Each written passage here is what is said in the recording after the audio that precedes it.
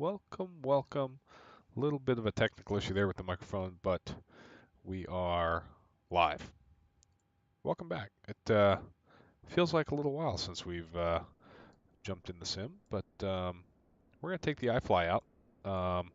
The plan was for the last couple days I've been working with CSS to try and get a preview of the old classic 7.3, the 500, and I don't know if it's my system, but we're having some issues getting the simulation to run properly on my PC. So um, that'll be still to come. Other streamers have had good luck with it, so I think it's more of a me problem. But we'll have to revisit that. In the meantime, though, wanted to jump in the iFly and um, show you some FMS stuff that's only simulated in the iFly. So as I've flown the 7.3 more, I've gotten a little bit more experience with the FMS and found that the iFly is actually in a lot of ways a more thorough simulation FMS wise than the other options that we currently have. So just wanted to dive into that and take a peek at it. So um, alrighty, y'all. Welcome. Force Raptor, welcome, man. First comment of the day. Appreciate you being here, man. AJ, dude, yeah, I do need to get better about streaming getting the streams up earlier, man. But I'm just it's been kind of busy, and I figured, you know what, I'll do it when I can, and hopefully everyone who can join can join. So thanks for being here, man. Appreciate it, and I'll throw some more notice up next time. Mickey G, welcome, the OG Boeing driver himself in the house. Oscar, welcome, man. Pete Ski, Jacobs, glad to have you here. AJ, sorry, the gate agent's still in the employee parking lot because she got called in last minute, dude. That's funny shit. Uh, Gus, we are at gate F16 fitting here at SFO in the old MAX8 on the back side of the F gates there in the alley. So, Dan Frick, welcome. You're ready for takeoff. Alrighty. I bumped up um, I bumped up the volume a little bit, Oscar. So let me know if that's good. I just try not to have my voice block out the sounds, especially in this airplane, because the Boris sound set is just so awesome. So, okay. Um, cool. So we'll jump in the cockpit here, and we'll start getting everything all set up. Let me adjust my sound so I can actually hear the sim. There we go. All right. So hopefully you guys can hear that as well. I'm still working. The sound piece is definitely the hardest part of the whole um, streaming experience. So let me know if that's good for you, and if not, we'll tweak it as we go.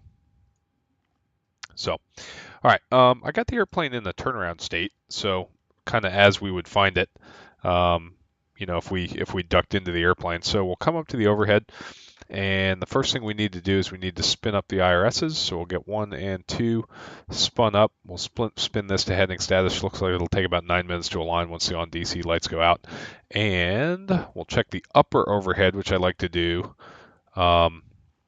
Initially, when I get in, EECs are good, crew oxygen's above 1,000, gear lights are good, oxygen's normal.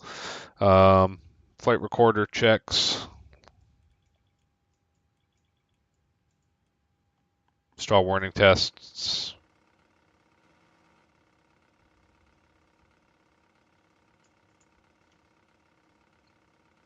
Man, the Boris sounds in this thing are awesome. And remember, we want to test the number 2 system for 6 seconds or longer to help the spoiler auto restow solenoid to reset. So, okay. Here we go. Can you guys hear the sim sounds at all? Are those coming through? I can't tell if they are or not.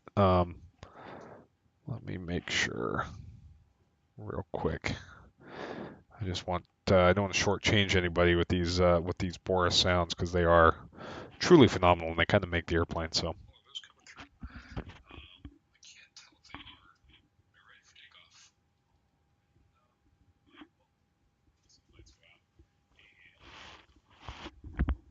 Let's see. Sounds like they're quiet. They're not coming through. All right, let me work on those. I'm not showing sim sounds coming through. Sorry about this, guys. Let me see properties.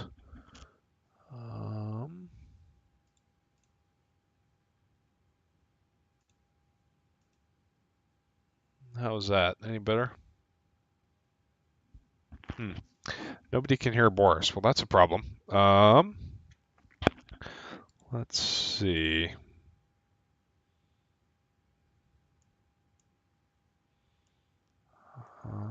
I'm not sure. Oh, there we go. How about now?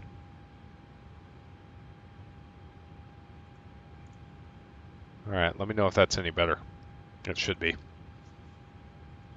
I'm showing it in my mixer now. It's showing better. So let me know if that's good for you. All right, we'll get the VORs turned off because we never fly with those. Okay, so I've got the SimBrief weights and everything have all been initialized just because the EFB is still the long pole in the tent. Jackpot, don't change anything. Got it, AJ. The EFB is still the long pole in the tent with the airplane. So I've preloaded the weights and everything just so that we don't have to really worry about that. And I'm also not using the wind wing so that we can use the FMS on screen. You guys can see what I'm doing. So we're going to go FMS here, pause the net, taking off out of KSFO. We'll go next page, pick up the GPS, and plug in the IRS position. We'll go route, and we'll request the flight plan. We can clear out the default airport there. Alrighty. 250-hour streamer, guys. Appreciate you sticking with me through the sound issues. Okay, Route 1 uplink is ready. We'll hit load.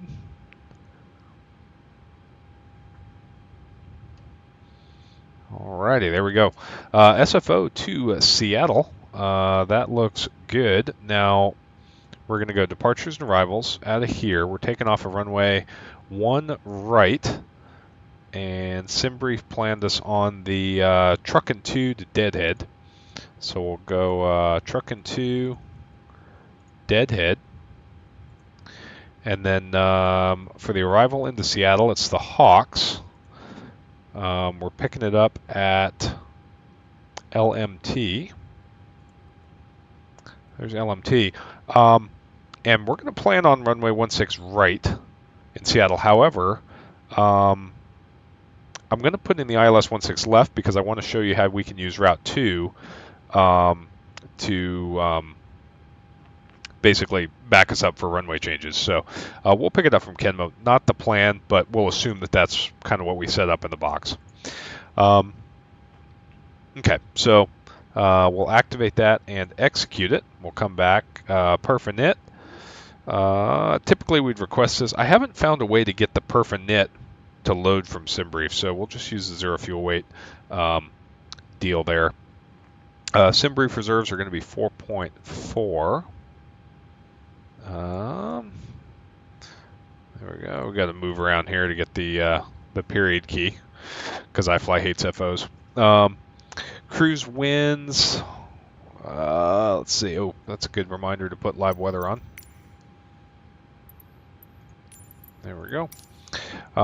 Cruise winds are going to be 280 at 73, so they're actually cooking out of the west. 280 at 73, and the ISA deviation is going to be -2.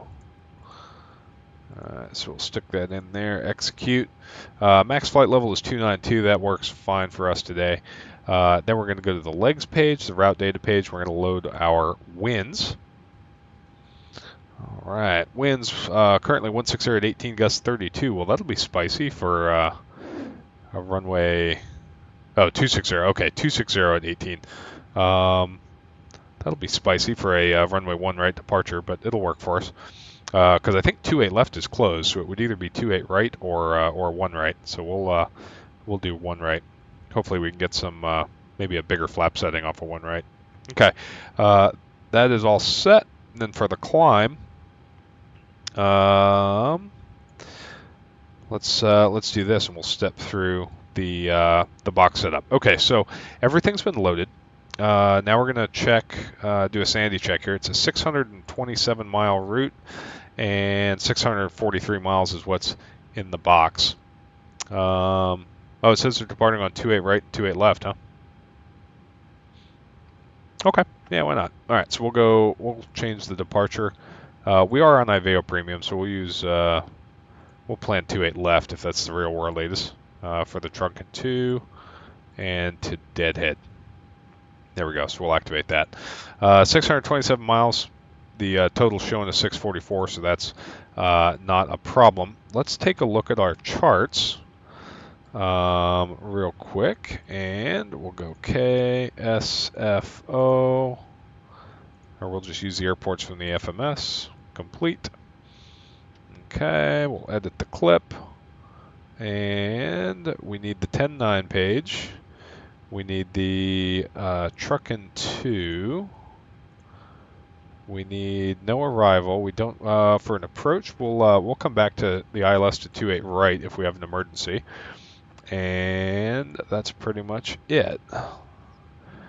And then we'll get the Seattle ones in a second. So truckin' 2, do not exceed 210 knots.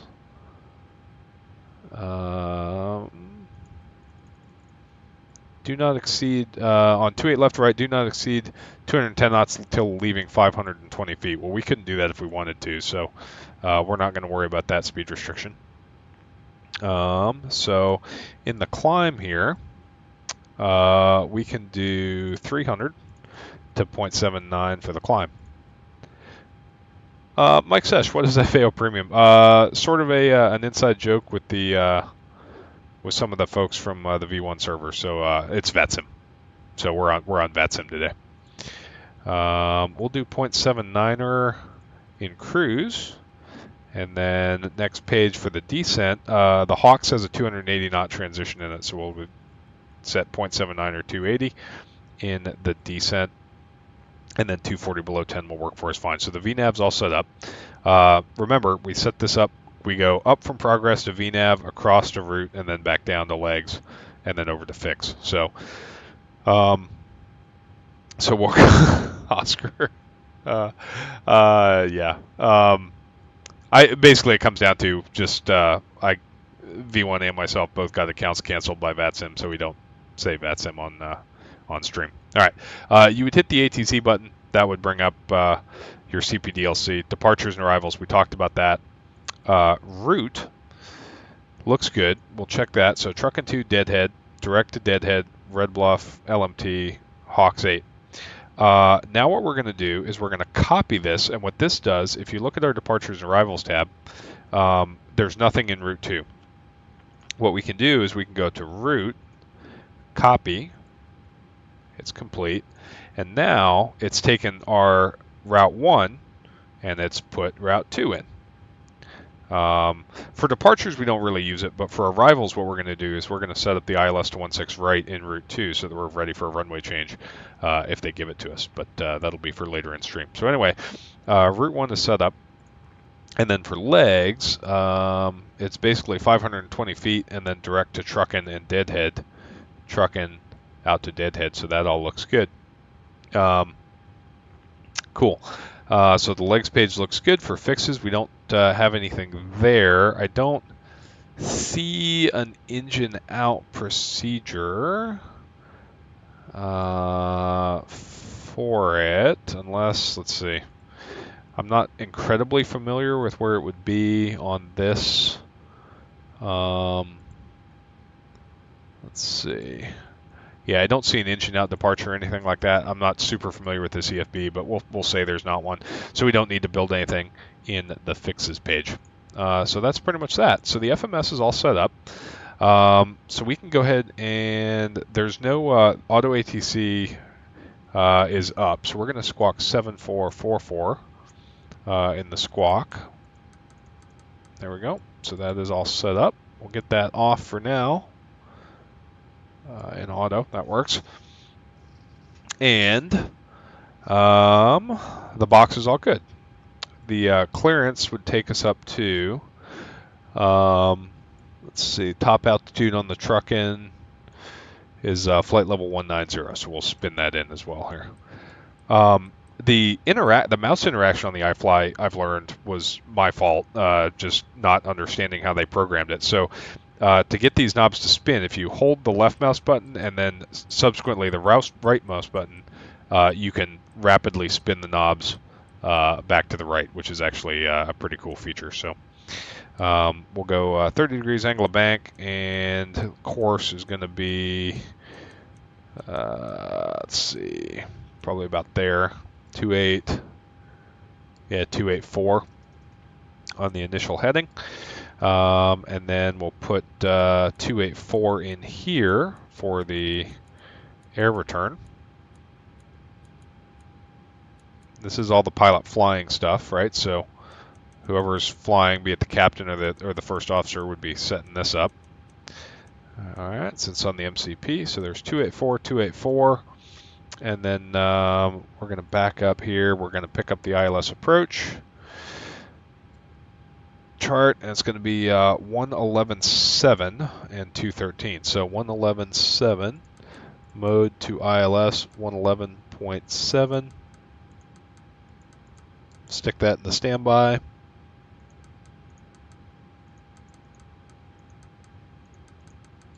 There we go. 284 is set. The minimums we want to set Barrow. 213 feet. There we go. There we go. Barrow 213, and go ahead and reset that. Alrighty. Let's see. Catching up on the chat, and then we'll do the pilot monitoring. AJ, yeah, multiple routes in the FMS. What is this? Such sorcery, dude. I'm really hoping the new PMDG incorporates the new FMS. So. Lyric, welcome, dude. Yeah, your favorite jet, man, the Max. Dude, you are a Max qualified pilot, and I am not. So if you see me doing anything that is not Max appropriate, please let me know so I don't build any bad habits. Adelise, what airline do I fly for? I don't tell people what airline I fly on stream. It's a U.S.-based 737 operator, so that'll get you close enough. Alrighty. Your Sim CFI. Hey, welcome, dude. Stopping by. Hope the stream goes well. Yeah, appreciate it, man. Thanks. Thanks so much, man. Appreciate your support. Gus, engine out SID for me is heading 284 to 3 DME, right turn to 287 SMO to stins and hold. All right, I'm just not going to worry about the engine out SID today. I don't think we're going to pop an engine on takeoff. Famous last words. Here we go. All right, flight controls are down and guarded. Alternate flaps are off. Get the yaw damper on. Check the light goes out. Nav and display switches are normal and auto. We'll fire up the APU. Now, real quick, we do have an interesting fuel configuration here in that we only have 600 pounds in the center tank. But that's enough for us to do some interesting stuff. So we're going to start the APU on the left pump like we normally do, and then I'll reattack this in a second. We'll go APU gen, battery, cabin utilities, and IFE passengers. Power is on. APU's spooling up. Remember, we don't have an APU RPM gauge anymore in the Max. All right, get the window heats coming on. Probe heats are off. Don't need the anti-ice. Hides are set. FDR is good. Trim air is on. We are going up to a cruise altitude of 400. So we're going to set 40 up here. There we go. And we're going to set 450 feet in the landing altitude. Make sure that's in automatic. Logo lights on. Steady. And then remember right ignition, so we can test the standby ignition system on the first flight of the day. Coming across here, we'll set the flight directors on, and we're LNAVing off the ground. Then you need to come up under the glare shield for the Max, get the light test switch, and check all of the lights. They're good. Remember, you've got spare bulbs over here in the FO's overhead. And you can also press to test on all these individual lights if you wanted to.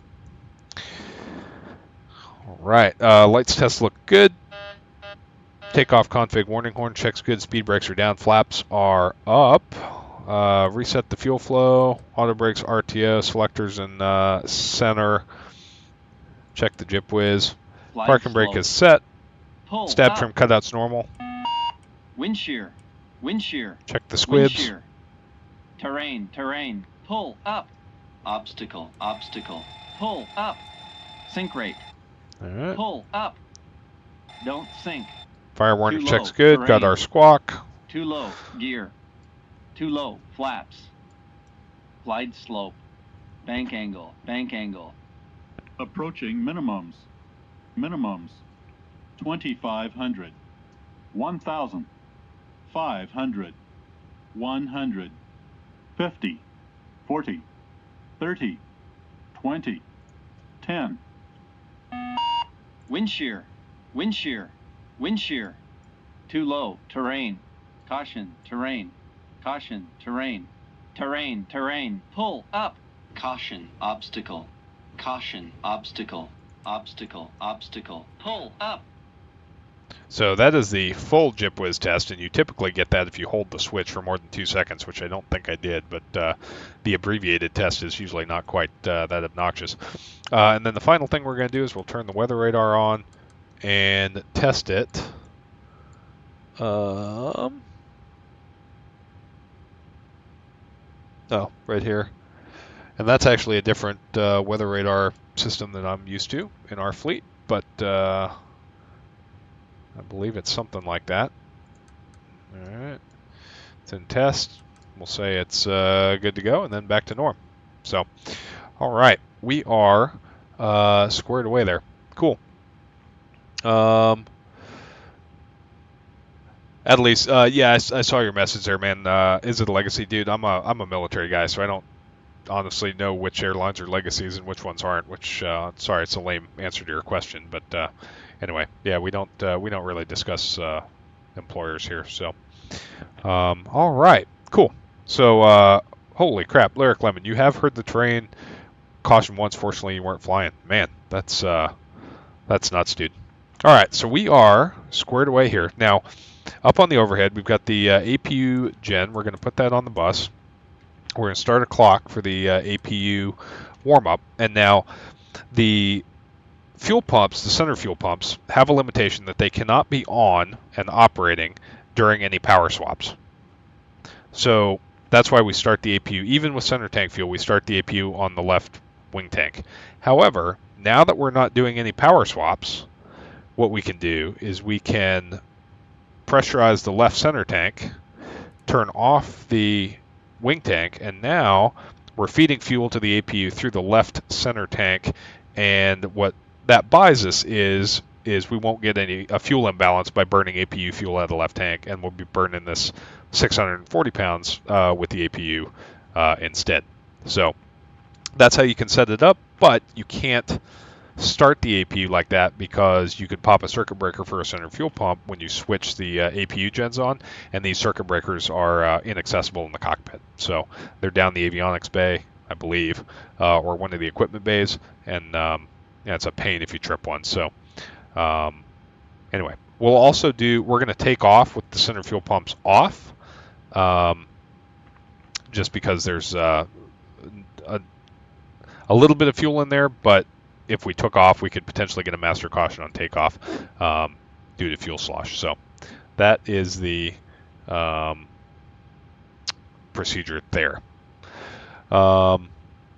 Lyric, that's a strange fuel procedure. We just switch all the pumps on once at the same time in pre-flight. Yeah, so this is on our newer 900s, and so presumably the MAX, you don't have to do that same thing, but our older 800s have this procedure, so we just do it the same way on all the airplanes. So, for what it's worth. Okay, next thing. We're almost out of here. Takeoff data. So I'm going to get these off of SimBrief. So I'm going to be off screen real quick while I calculate these numbers. But we're going to go... performance data. let's see, actually, generate flight. There it is. Okay. Performance data, takeoff perf, MAX8. Our planned takeoff weight is 151.8, and we're taking off a runway 28. Left or right? Which one did we choose? We're taking off of, it should say here, 28 left. Okay, so we're taking off 28 left with our takeoff gross weight, 151.8. Optimum flaps, optimal thrust, bleeds. That's all set. No improved climb. Okay, so we're taking off. It wants flap 5 TO147. All right, so we'll do flap 5 TO147. D-rate, that's a climb 2. Flap 5 CG and 40, 41, 49. That's pretty close. All right. Oh man, Mickey, you got a terrain warning too? Jeez. That's got to be terrifying in real life, guys. I've got an obstacle before, but it was pilot error, and it wasn't an actual obstacle. It was just we had misconfigured the airplane. Okay, greater than 2 minutes of APU warm-up have occurred, so we can turn on the APU bleed, get the packs online. And we've got a dual bleed light, that's normal. And we are all squared away. So,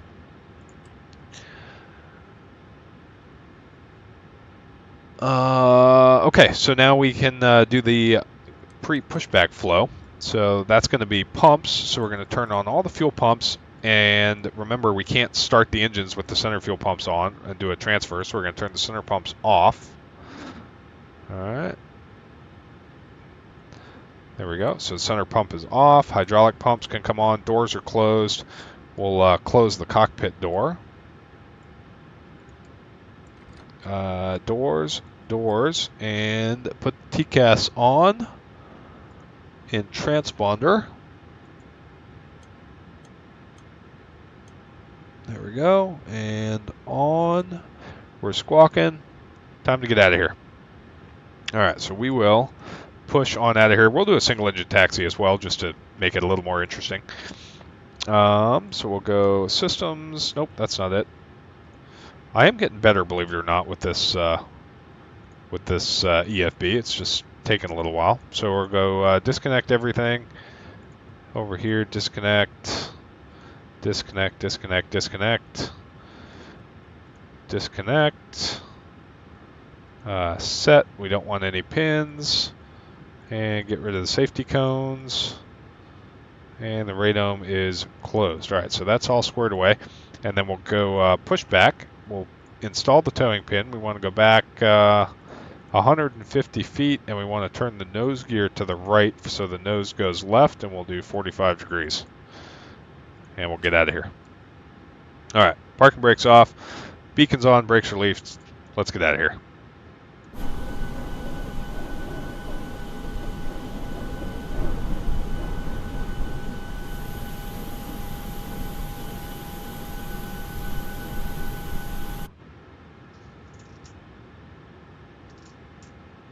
yeah, the ground power was having a little bit of a troubling, little bit of vibration there. Wow. Yeah, Lyric, so you were in the jump seat, night visual in Lanzarote. The captain messed up the maneuver, got a terrain on the PFD. Then they messed up the terrain escape maneuver and got to pull up. It was a mess. Oh, my God. 20.5 for CTAF. Thank you, Gus. I've said it before, and I'll say it again, man. Every time I start to think that I'm a decent airline pilot, I listen to the kind of flying you guys do in Europe, and it's very humbling because you guys fly the airplanes much more aggressively there as a matter of normal ops. So pretty crazy, man. That's wild.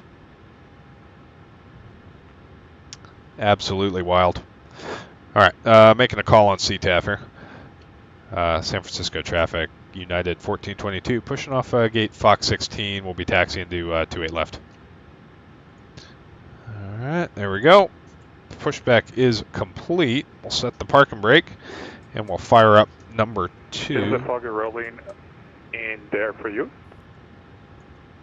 Negative. Oh, it's rolling here.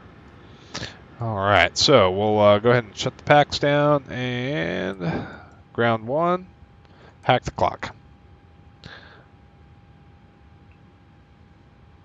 I'm going to turn VATSIM down so I'm not deafened.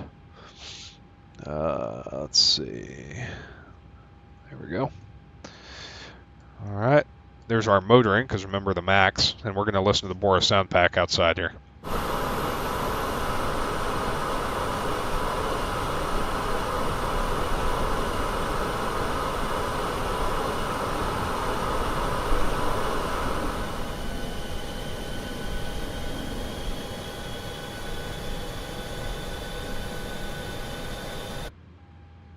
There's 28.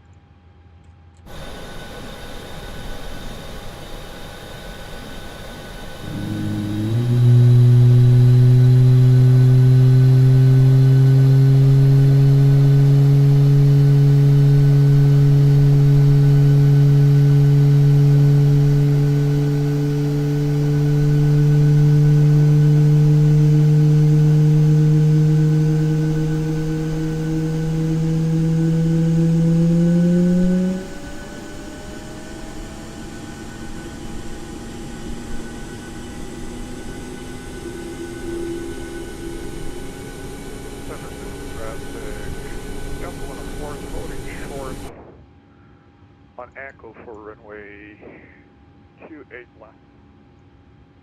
That sound pack is incredible. All right, we got a good start. We're going to isolate, ventilate. Generator comes on. Probe heats come on. Hides are good. We can run the pack, left pack off the APU. APU's staying on. Center tank pumps are staying off. Recall, we should have 3 for a single engine taxi. 1, 2, 3, checks good. Auto brakes RTO, flaps coming to 5 with the Blackbird control levers.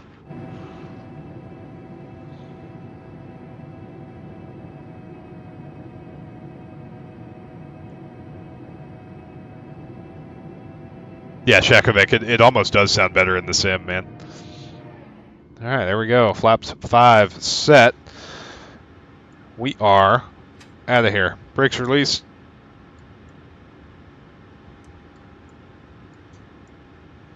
All right. There we go. Oh, forgot the bypass pin. Move the bypass pin. There we go.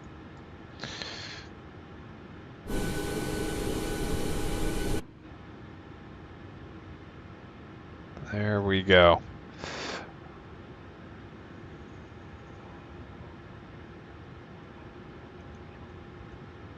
Oscar, I think this is coming to 2024 soon, TM.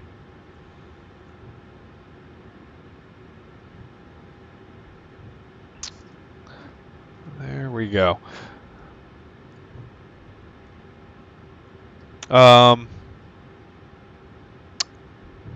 AVN1 Tour, it is legal to sit in the jump seat, but you need qualifications. So like you would have to be an airline pilot, an airline dispatcher. Like you would need to get in the security system that they validate you with in order to do it. So just a normal civilian passenger would not be allowed to ride in the jump seat. But if you're an air traffic controller or something like that, then you would be able to. Yeah, for sure. Yeah, the iFly is growing on me. I don't know why, because it hasn't been updated anymore. Run this up to 40 for taxi. It hasn't been updated anymore. I've been flying it lately, and I've been pretty impressed with it, specifically with some of the FMS modeling, because you know it it does some of the FMS functions that the PMDG will not. So kind of nice to have that. Okay. We'll do a taxi checklist once we get out of the ramp area. I wish I know the Maxes are newer than the NGs, but it would be nice to have kind of a beat up cockpit. You know, find something a little bit more weathered, if you will. Alrighty. Eamon Burke, what did I fly in the military? I flew the T6 for training, the T45 Goshawk. Then I flew the FA-18EF Super Hornet, the EA-18 Growler, the Legacy Hornet, and the F-16. So, pretty lucky to have gotten to do that. All right, we're on the straightaway here. Captain would check the rudders. FO checks the yoke. So we got stick or yoke coming full aft, going full forward, rolling left, and rolling right. Good flight control check.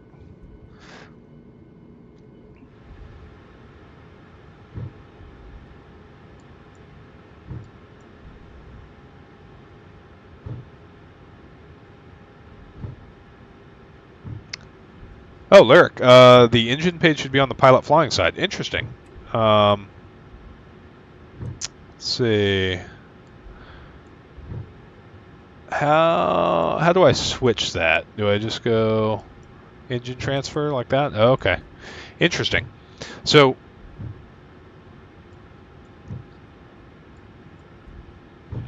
that's interesting. So in the Airbus 220 that I flew, it had the same setup, but the engines always stayed over here.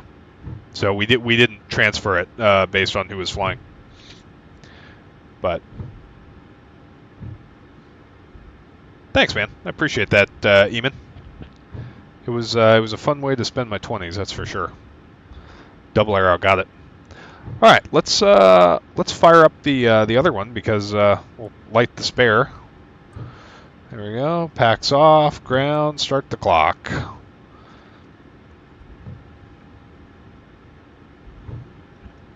Because these engines do take longer to spool up than the CFMs do.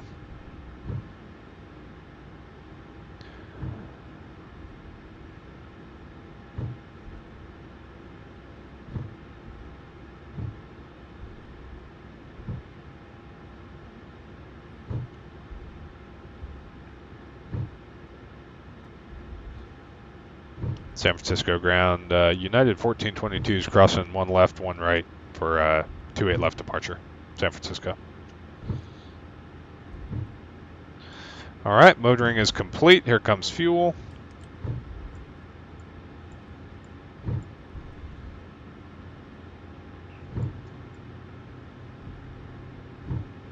Speed's getting away from us a little bit, taxiing around at 20 knots. Yeah, no, I agree, Lyric. That's much more friendly for the scan.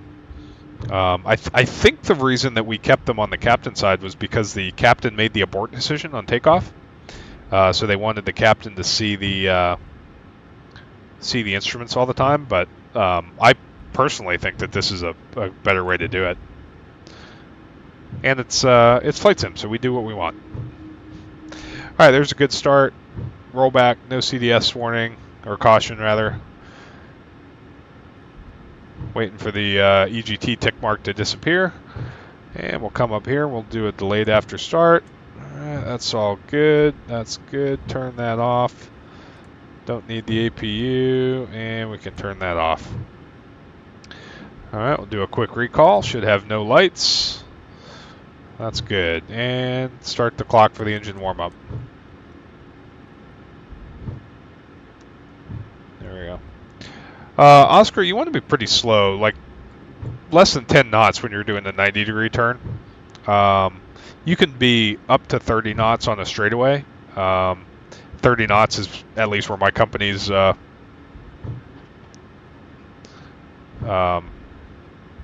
Fuqua pops. So straightaways, easy curves like we just took, 20, 30 knots. But if you're going to take a 90-degree turn, less than 10 for sure. Maybe 5 knots or so in the turn, so you're not throwing people around in the back. All right, we need 2 minutes of engine warm-up time. So we'll taxi kind of slow out here. Yeah, I can see why they're taking off on the 2.8s. The winds are kind of right down the pipe.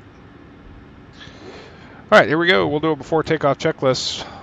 Continuous on the ignitions. Auto throttle is armed. Slam the throttles for takeoff config check. That looks good.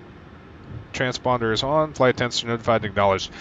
This add-on is the only 7.3 on the market right now where the throttle response when you slam the throttle like that is accurate.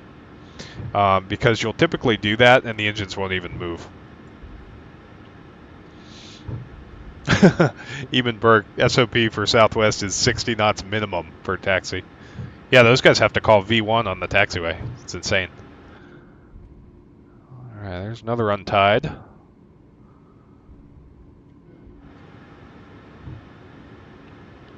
We're in the default SFO scenery, but I've got high hopes for Seattle. All right, hold short's up there. Final looks clear. He's on the roll. Oh, not yet. Shakovic, the Zebo is better. It's better than the PMDG in that regard, but it still spools a little bit too fast. Not much, just a little bit. San Francisco Tower, United 1422, line up and wait, runway 28 left.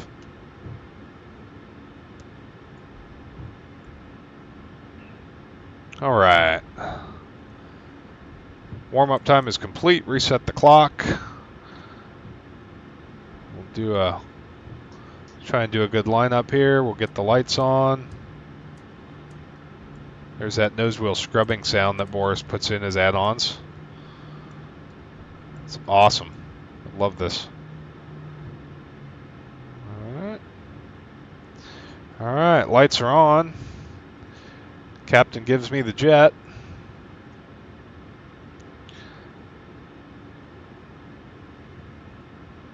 All right, chat, here we go. We're cleared for departure in San Francisco. United 1422, departing runway 28 left, San Francisco. All right, forward on the yoke, run them up 40%, let them stabilize. All right, there they go, stable. And well, my toga bind didn't work, so there we go. N1 toga. Captain throttles. 80 knots, throttle hold, thrust normal. Release the pressure on the yoke.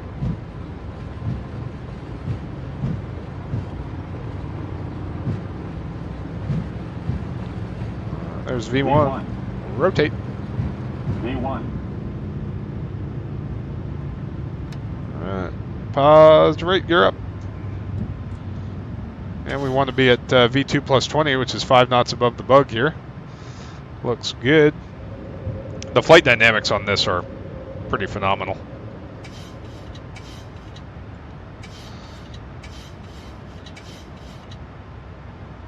Alright. 520 feet, no more than 210 knots, looking good there. There's 1,000 feet, here comes VNAV. VNAV speed, start the turn.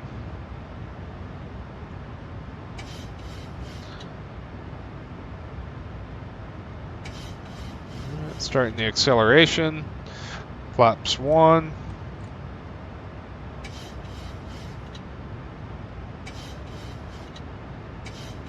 Alright, above flap 1, flaps up. After takeoff when able.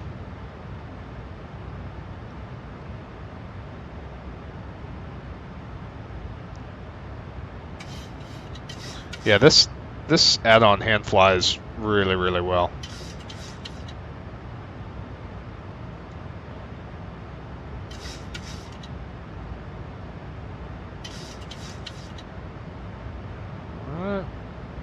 250 knots. Rolling out towards trucking.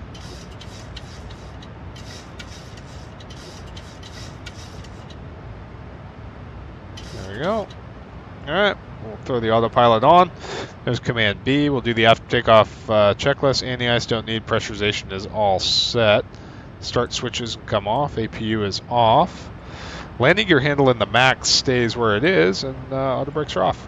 Alright, after takeoff check is complete. Alright.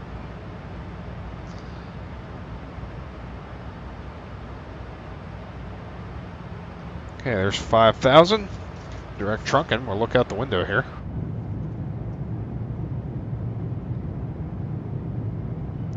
Yeah, the, oh, there we go.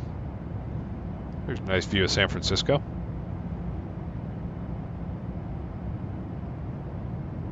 I feel like my San Francisco looks a little bit more drab than some others.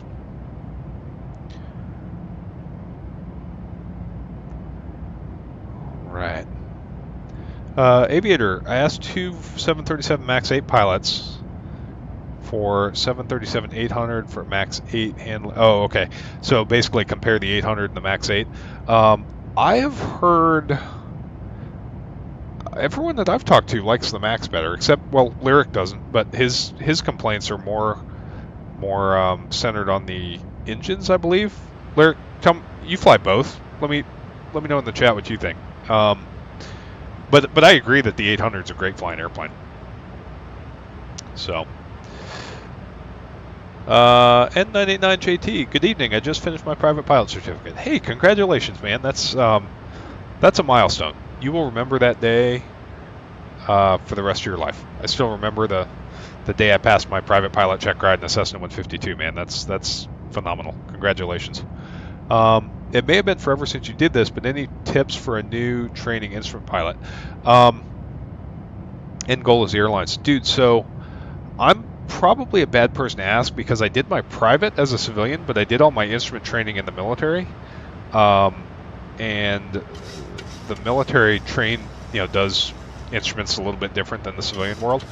I would say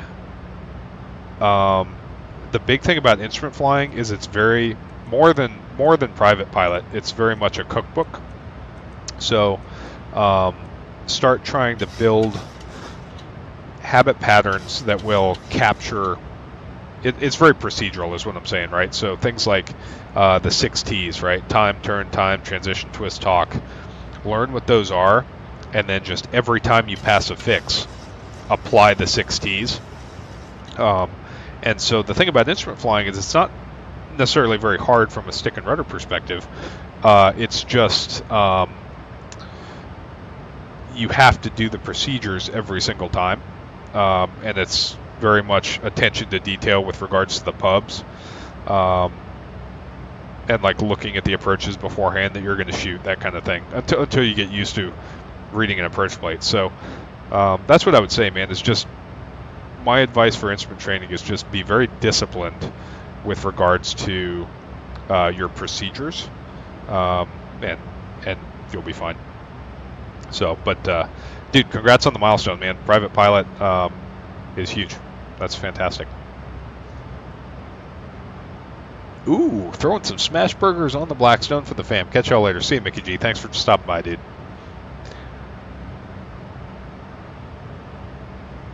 Yeah, that is a cool departure. It's a cool turn immediately after takeoff.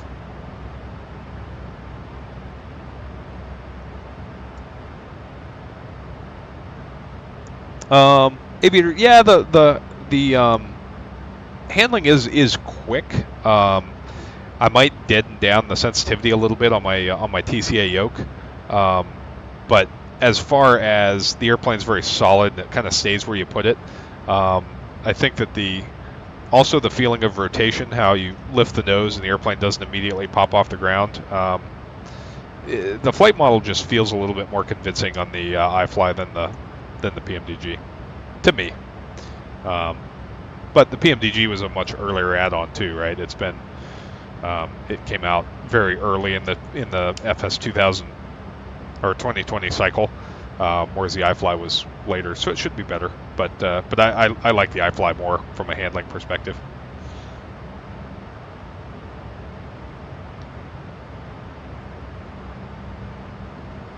Oh, that's cool, man. Got to do the stall warning jib whiz test. That's awesome. Oh, T-Sizzle. Hey, 989JT. T-Sizzle is a CFI and is a CFII as well, so he would be able to give you way more detailed information on how to prepare for an instrument than I would. We're going to spin this up to 40,000. So get with him either via Discord or in the chat or something, and I would give his advice priority over mine. So Mickey G with a $10 super chat. Chiropractor fund for the landing. See ya. Awesome, man. Thanks. I appreciate you stopping by, Mickey. Save a smash burger for me.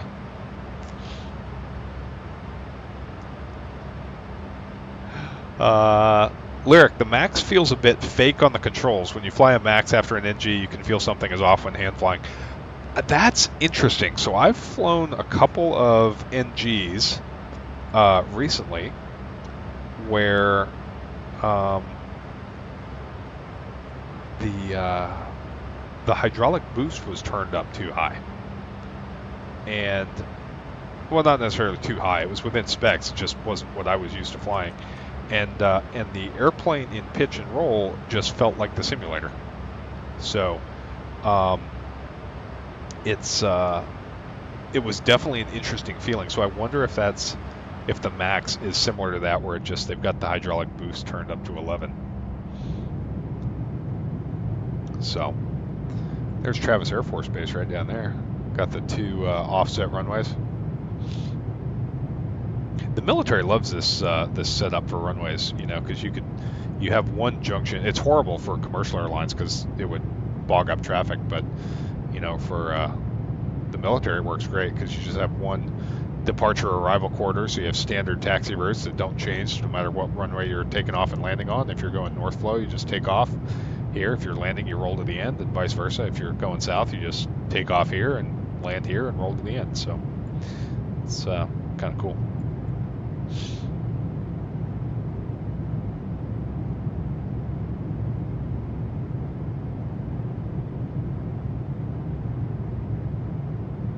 So, yeah, the old iFly is doing pretty well.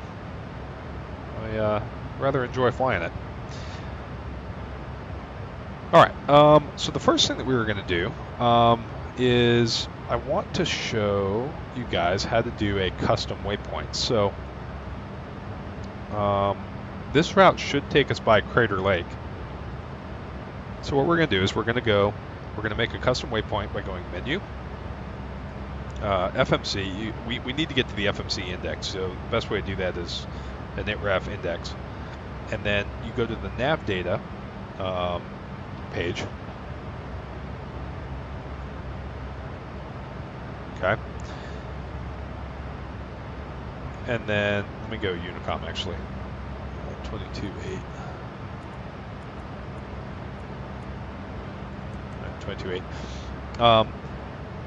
So the summary tab, you can click and it will display any custom waypoints that are loaded into the FMS. But if you want to load something in, so for today's purposes, we're going to fly by Crater Lake. So we'll say CRTRL.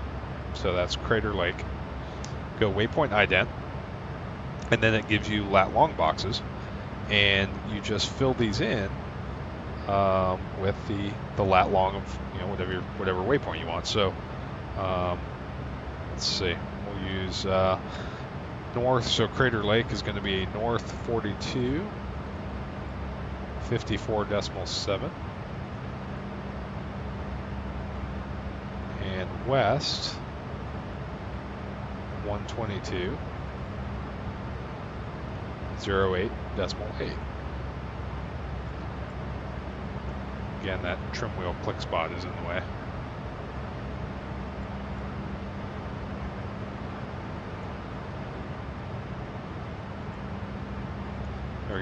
122.08.8, hit execute. Now you can take CRTRL and put it in a fix. So CRTRL, or whatever you named it, and throw it in the fix. We're currently 160 on the 165 radial for 264, and if we zoom out on the range, we can see that the jet made a fix right there. So we should be flying just to the right of Crater Lake. And so when we get near it, we'll take a look and see how accurate our waypoint is. The other thing is that if you go back to that nav data page, now if you go, let's say you want to see all the different custom waypoints you've loaded, you can hit summary, and it has CRTRL. On that line, it would have all the subsequent waypoints listed down the page. So this is a good way of creating random waypoints if you need them. ATC sends you to a lat long, or if your flight plan has custom lat longs that are not named waypoints, that's how they're loaded into the system. And then you can also go direct to this point on the legs page as well. So that's kind of neat. And this is not that whole custom waypoint procedure is not simulated in any other 737 FMS for Flight Sim 2020. So that's kind of cool.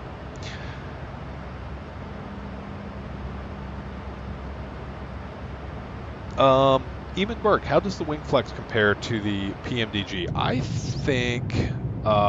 think it's better. Again, it should be, right? It's significantly newer. Yeah, I think the wing flex on this is definitely an improvement over the PMDG. The only thing that my only criticism of the wing flex on the iFly would be, I feel like the wing flexes in one spot, like right here, right? I feel like the whole wing is very solid, and it flexes around the root.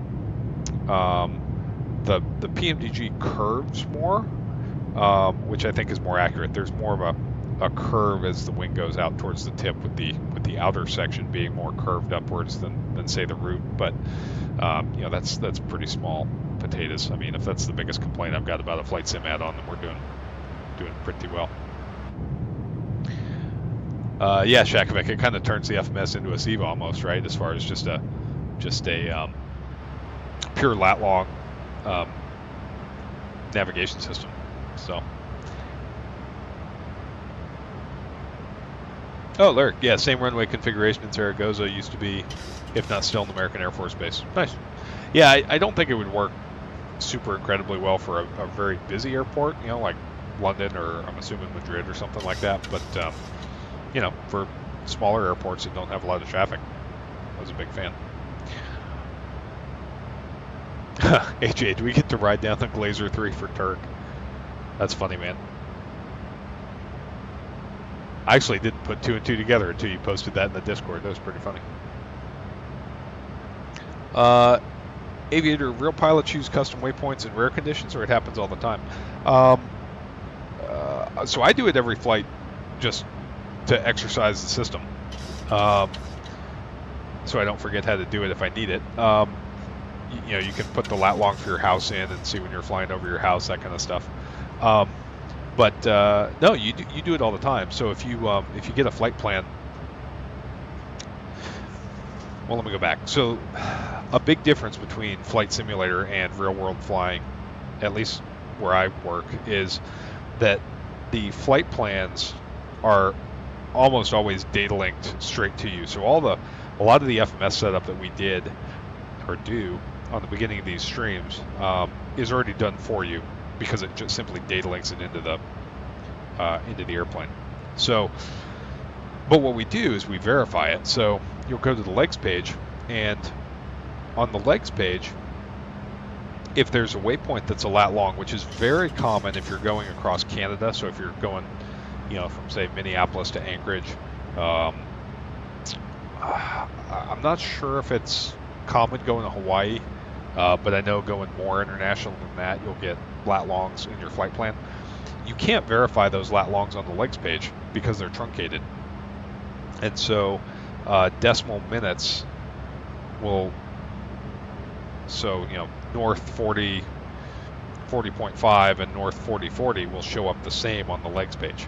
So the only place that you would be able to see that would be by going index, nav data, summary, and then verifying all the, whoa, that's a weather reload, and then verifying all the waypoints on here. So I wouldn't say it's common necessarily, but it's definitely not uncommon. So and then again, I use it for things like, you know, plugging in points of interest across the country just to flex the muscles in the FMS so I don't forget how to do it. Oh, Lyric, you guys always interesting. So you guys are always punching routes in manually. Interesting. Yeah, we I've never, I mean, outside of sim training, right? So in the sim we do everything manually to learn how to do it, but yeah, on the line it's all data linked to include takeoff data. So yeah, no problem, man. I'm gonna actually swap the engine instruments over because I like having a bigger map up here. But that's just my 220 days. I also like having the VSD up. So we'll do that when we start descending.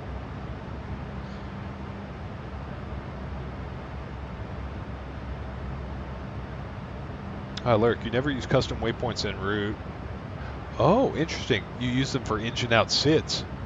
Interesting. So our engine out SIDs are they're hand flown. Yeah, there's a couple of them that are you could load them in Route 2. Trying to think, maybe one or two. The vast majority of the engine out SIDs we build on the fixed page and hand fly. So yeah, if you just go, you know, so you'll type in, for example, Las Vegas is one. You'll type in LAS 066 for 2.3, and it builds you a fixed ring and a radial. And if you lose an engine, you just fly straight ahead to 2.3 DME, start a left-hand turn, and intercept the 066 radial outbound. So the fixed page is kind of where most of our engine out stuff occurs. Yeah, so takeoff data upload, you just go perf init. So it's data linked to the printer. You print it out, and then on the perf init page, I think right here it says perf init accept. You hit accept, and it data links your final numbers into the perf init page. You hit execute. Then you go to the takeoff page. Oh, we're airborne, so that's why I went to. And when you go to the takeoff init page right here, and right here it says takeoff data accept reject.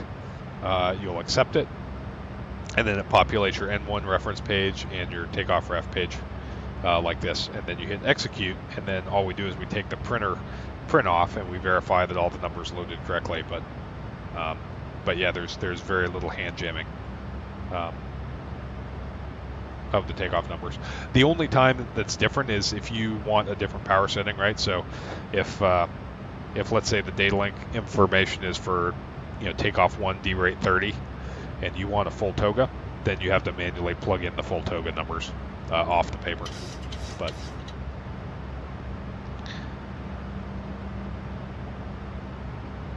yeah, performance page data is data linked as well, 100%.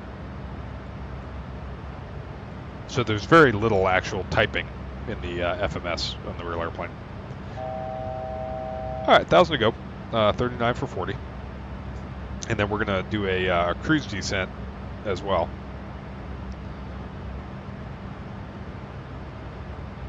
Actually, yeah, we're trying to go to 40. We might not be able to. Let's see. Max. Yeah, so this is the, we're thrust limited to 397, so we're not actually going to be able to get up to 40. So let's see. We can just go back down to 380. Let's do that. Actually, this will allow us to do a good demo of cruise descent. So what we're going to do is we're going to go 395. I know that's not a legitimate cruise altitude, but I'm just doing this for instructional purposes. So cruise altitude, we're going to say 395. All right, so that should send us to VNAV path. All right, so VNAV path at 395, that for all intents and purposes is our cruise altitude as far as the jet is concerned. We're going to put that to 395 as well so we don't get an off-skid descent light. So now, if we're going to go to a different altitude, like let's say the ride is bad, we want to go down to 380, or in this case we tried to climb too high. What we can do is we just go 380 and hit altitude intervene, and it's going to go into cruise descent. Okay, so cruise descent, it's just going to do 1,000 foot per minute rated descent down to the new altitude, and you'll see that this descent is different than the descent mode where you get the bracket or the staple over here that tells you if you're high or low on path, right, which is planned descent. Okay, so in cruise descent, it's going to do a 0.79 descent at 1,000 feet per minute, and there's no way that you could change that 1,000 foot per minute descent, right? So, like if you disconnect the auto throttles and pull them to idle, in VNAV speed, you would increase your descent rate. It won't do that in cruise descent. It's just 1,000 feet per minute to your new cruise altitude. If you want to force the airplane into planned descent, which is what we typically consider a descent mode, 1,000 ago, you go planned descent, descend now. And then this is the mode where you'll have your VNAV path. It'll hit all the wickets and that kind of thing. But in just cruise descent mode, it won't do that. See, so now cruise descent, and down we go. So fairly straightforward. It's a very useful, thing. However, here's where people get stuck: is cruise descent will not honor the descent restrictions on a arrival, because remember, all it's doing is it's going down to your planned cruise altitude at 1,000 feet per minute. So if you put this thing into and I'm going to recruise the pressurization at 380. So we got 380, 380, 380. So if you put this thing into cruise descent, and I forget the exact distance from top of descent, I want to say outside of 50 miles, hitting this button will go into cruise descent. Inside of 50, it'll go into planned descent early. But anyway, if you put this airplane into a cruise descent with the alt intervene button, and then the ATC, lets you go downhill and you basically intercept your planned top of descent, the jet will disregard it and it'll fly. It'll just do 1,000 feet per minute down to your MCP window, because cruise descent is different than planned descent. So it gets guys because they see, okay, I'm in 1,000 foot per minute rated descent. It should intercept the path when it gets there, and they think that everything's good to go, when in reality, they're setting themselves up to fly through the actual top of descent. So as a technique, if you're within 50 miles, Shakovic, yeah, 100% you can. So we'll go up to 390. All right, so we'll say that ATC gave us wrong direction, 390. So we requested it, so we'll put 390 there, 390 there, and we'll hit alt intervene, and this should go N1 VNAV speed. There it is, N1 VNAV speed, and it recruises to 390, and up we go. But somebody asked in the Discord, they said, hey, I spun in my, what they'll do is they'll spin in the bottom altitude of the star, hit alt intervene, the jet goes into cruise descent, starts its 1,000 foot per minute rate of descent, flies past the planned descent point, and just keeps going down to 1,000 feet per minute because it's like I haven't hit the window yet. And then by the time they realize it, they're either super high or missed a bunch of restrictions. So what you want to do is when you're within 50 nautical miles of the top of descent, don't use the alt intervene button, and instead do all your descents, begin your descents by going VNAV descent, descent now, because this button will always put you into planned descent.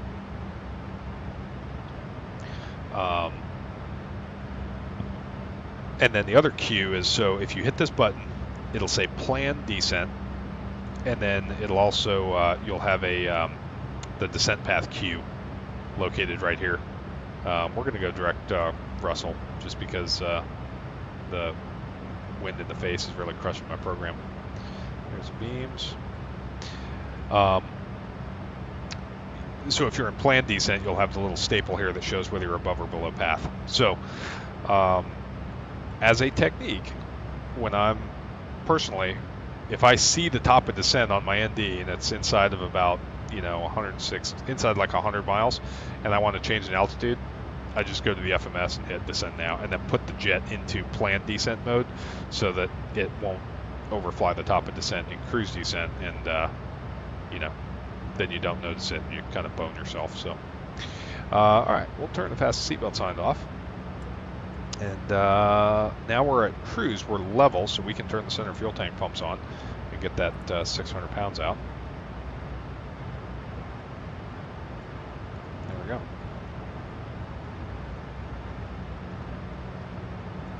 Lyric, you guys also use the fixed page. Okay. Nice. Yes, you guys use the fixed page as well. Okay. But that's because it's a non-standard inch-out SID. Normally you have standard ones that... Oh, the custom waypoints are already in the database. Got it. Okay. Nice.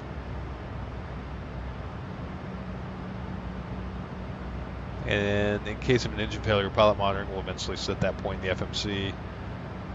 Right, so you can use VNAV and put holding points there. Okay, gotcha. Yeah, so the company basically defines your custom waypoints for engine-out SIDs. That makes sense. That makes a lot of sense, actually. Okay, so the next thing we're going to talk about is Route 2. So we'll dive in here to the box, and in Route 1, which is the active route, we're going to descend. We're going to go direct Russell, and then should be LMT.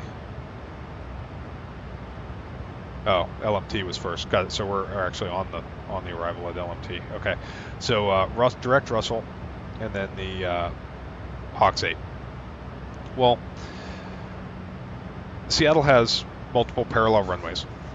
We don't know which one we're going to get, although in reality you always get 1-6 right going into Seattle. But some place like Salt Lake is notorious for runway changes. Where else? Chicago. So anyway, there are airports that you go into where you basically want to be set up for both options that ATC can give you, so that you do the minimum amount of change possible. Las Vegas is notorious for runway changes. So a good way to do it is go to Route 2, departures and arrivals. Route 2 departures and arrivals are at the bottom of the page, so we're going to go to Seattle. And remember, we copied the route over, so it's all the same. We're coming in on the Hawks. We're picking it up from LMT, which is behind us now, but that is neither here nor there. And we're going to set up Route 2 for the ILS to 1-6 right from Civics. You don't activate it, you don't execute it, it's just selected. So now if we go back to route, this is Route 1, hit this button to go to Route 2, okay? And now you can see that the secondary route is planned on our ND, right? But we don't really need all of it. So in the US, the approach controller is going to be the one that gives you a different runway. So there's too much chaff here because, for example, Route 2 legs, Truckin' and Deadhead are back in SFO, so we know we're not going to go back there. So approach airspace notionally below flight level 180 is controlled by approach. Realistically, by the time you talk to them and all that, 14,000 feet. So you can come here to your Route 2 legs and find a waypoint. So Terra, we need to be above 22, so that's still going to be center's airspace. So Craig might be the first point where they can give us a runway change, because center isn't going to care what runway we're landing on. And if we're mandatorily held above 22 at Terra, then we're at Center's airspace. So Craig is realistically the first waypoint that we could be heading to when we get a runway change. So in the Route 2 legs, we're going to take Craig, and I'm going to put it at the top. Again, not going to execute it, not going to activate it, anything like that. But it's set up. And then Hawks line pikes, and in this case, the arrival is the same, so it doesn't really matter. But for example, going into Vegas, there's a waypoint where you need to take a different path depending on whether you're going to 26 or 19. So you would just make sure that you had the different arrival loaded in Route 2 and kind of set up like that. So that's part of it. So now we're all set up there. Then the other part we want to look at is kind of capturing some threats with regards to the aircraft setup, and I'll show you what I mean. Let me get to the chat here real quick. Gus, yeah, Atlanta also likes to mess the runways up. That's 100% correct. Okay, so let's back up here. So if we go SEA, edit clip, and we're gonna pick the Hawks. We're gonna pick the 10.9 page or the 29 page. Not doing the departure. We got the Hawks. We're gonna pick the ILS 16 left and the ILS 216 center. Okay, so we've got both the arrivals and then the Class B. So we'll complete that. Chart clip CTAC. We'll look at this. So here are the runways that we could plan to. 16 left, which is what we've currently got in the box, and 16 right, which is our backup option. For CRM or operational risk management, threat and error management, however you want to consider it, a late breaking runway change is a threat to safe operation of the aircraft.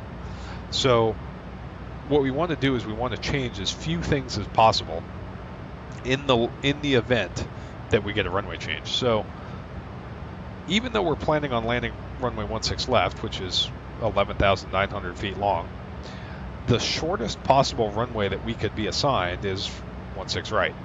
So what's going on with the jet here? Okay, is 16 right. So what we're going to do is we're going to plan all of our landing data for 16 right. So we're going to pick our flap setting, we're going to pick our approach speed, we're going to pick our auto brake setting, all of that for 16 right. Then if we land on 16 left, it's gravy. We can kick off the auto brakes early. You know, we don't need to worry necessarily about stopping. But if we set, let's say we said, hey, we're landing on 16 left, man, so we're going to do a flap 15 brake, auto brake 1 and use 11,300 feet of runway. And then we get a late braking runway change to 16 right, and it doesn't occur to us because we're busy or what have you, and we do that same flap 15 auto brake 1 landing on 16 right, well, we might go off the end and be wondering why.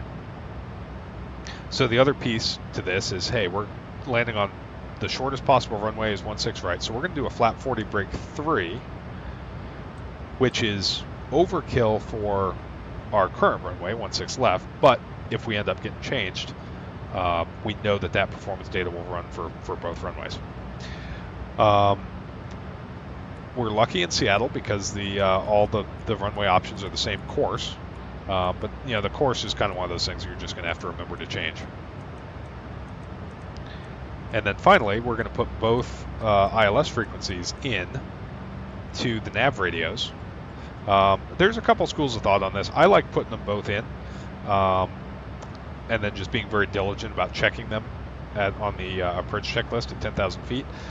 Some other people will only put one ILS frequency in, and then they'll write the other one on their notepad, just so that they don't have them confused. Both are very valid techniques, but today I'm going to show you my technique. So 16 left is our planned runway, so we're going to say 110.3. And then I'm going to set my plan, and then I'm going to have my backup in the standby. which is 110.75. There we go. And we'll set the captains up the same.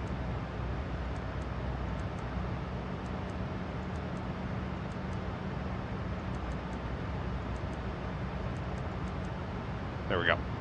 So now, if we get, let's say that's our fuel, center tanks are empty.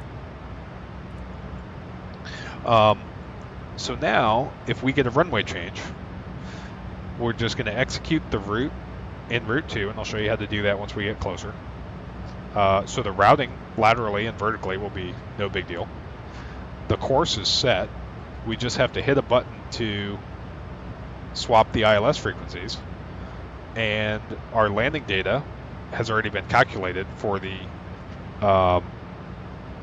shortest runway. So we don't have to worry about auto brakes, don't have to worry about performance, don't have to worry about anything except just rebriefing, maybe a different tower frequency or something like that. But we basically got ourselves set up for both the different options that ATC could now give us, if that makes sense.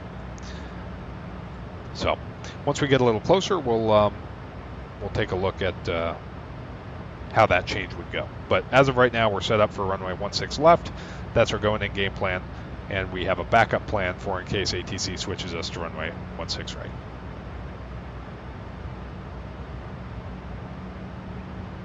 right. Aviator, after putting your route to arrival into the FMC, the Zibo tablet automatically selects Route 2 airport for calculating landing speed. You can't select. Oh, okay, gotcha. Oh, I see what you're saying. So your performance data calculator in the tablet automatically goes to the Route 2 one. Yeah, so, just a workaround there. Either use a program on your own iPad like ForeFlight or something, or, you might have to maybe check the performance data first before you set up Route 2. But I'm sure Zibo will fix it. They update that thing, sounds like every minute or two. AJ, thanks, man. I appreciate that. Yeah. Hey, if y'all are here and enjoying the 7.3 content, do all the YouTube stuff for me, please. Like, share, subscribe, leave a comment, all that kind of jazz, because that really helps me out. Just a small-time simmer trying to compete with Big Sim, man. So everything y'all do for me helps. All right. Yeah. So that's about all the FMS stuff until we get into the descent that I was planning on showing you. We are coming up on Crater Lake, about 80 miles away. So once we get over that, we'll see how close our custom waypoint is. AJ, you haven't seen an update posted for Zibo in a while. Interesting. Yeah, I wonder. I mean, at some point they've got to be getting pretty close to done, right? But I haven't flown the Zibo in a while. I need to get back and explain. One of y'all, somebody asked if we could do some IXEG 737 streams, and I want to, but every time I go to the website to pay $80 for an airplane that is not fully finished, I just can't pull the trigger. So, I would like to do some X-plane stuff in the IXEG, but I just haven't quite gotten myself to the point where I can buy the IXEG again. I had it in X-plane 11 and loved it, but paying another $80 for the same airplane in the new sim that hasn't been updated very frequently is kind of a big ask. So, Tibet glad, yeah, someone needs to do a wellness check. Apparently, he's usually got one out every day or two. That's true, man. So, oh, Gus, Zibo is dealing with work outside the sim. Okay, so it's good that it's a positive thing. We all have lives outside of flight sim. Shakovic, FlyJ Sim 7.3 is way better than the IXEG still. Well, I mean, they're kind of different beasts, right? Because the FlyJ Sim is a 200, so you know they don't have to model the FMS stuff. If you fly the IXEG like a 200, or like Southwest flew the 300, then it's basically feature complete. So, Aviator, I think this is one of the rarest channels on YouTube. I like the live stream. Hey, thanks, man. I appreciate the compliment, dude. Yeah, if you like this kind of stuff, you know, just let me know what you want. We'll do more of it. Shakovic, yeah, you're still in X-Plane 11.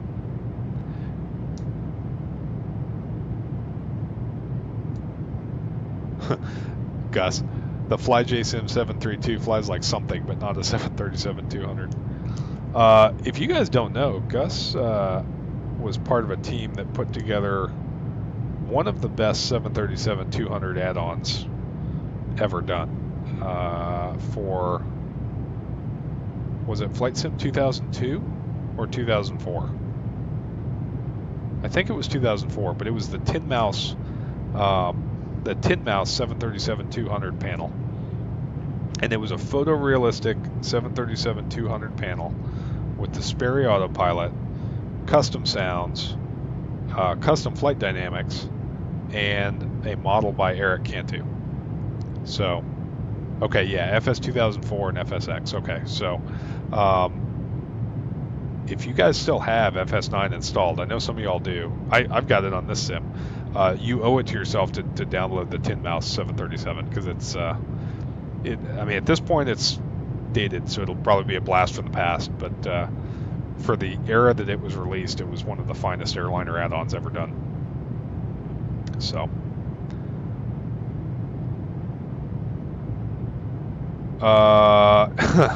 AJ.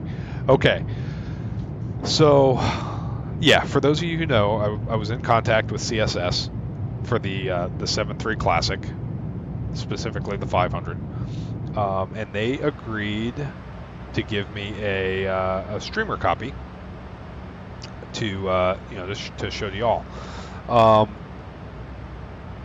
So I downloaded it. You know, it came out late a couple days ago. I downloaded it. They have a custom installer. Followed the instructions, set it up, installed it.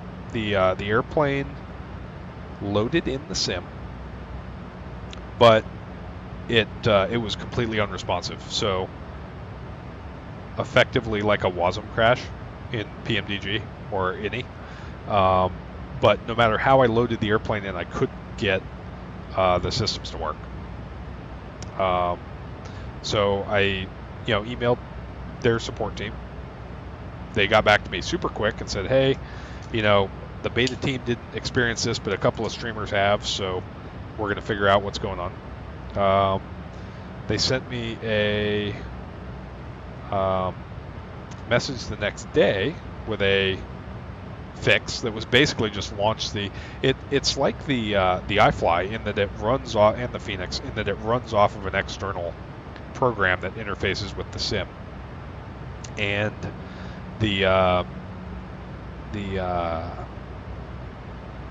external program basically was just not launching.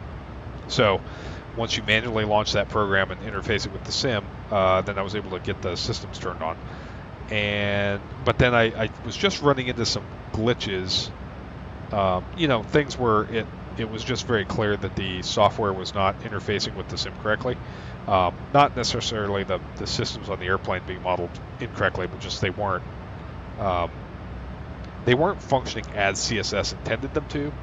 So messaged them earlier today, and they said, hey, we're working on it. So they actually delayed the release, and they're basically trying to figure out what's going on that's causing streamers issues where their internal beta team was not. So that's the progress. We're still on to stream it as soon as I can get it working on my end. The model, I mean, it looks like a 737. It's in the process of being updated. So CSS are releasing it, but they're they fully intend on upgrading the external model, and they said that would come coincident with the 300 expansion. The cockpit looks nice. It's a good looking cockpit model. The sounds are lackluster, but the systems, which is really the part that I'm interested in, I haven't been able to evaluate yet because it just doesn't work on my system. So, long way to say, too early to tell. They've got a good start, right? I mean, the FS developer space is such a difficult one to break into that I don't want to be negative about a new developer who's trying to break into the space, right? Phoenix, for example, we had never heard of until they released the A320. So I want to be very positive about a new developer coming into the space, but I think the big sticking point is the price point for everybody. My thoughts are, if the systems are solid and the cockpit looks good, and the external model is, on a list to be improved, then let's see how it pans out. But they've got a little bit of troubleshooting to do before we can stream it and give it a look. So I think if your expectations right now are set at PMDG or iFly or Phoenix level, you should lower them.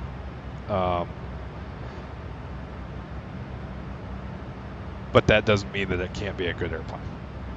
So that's what I'll say about that.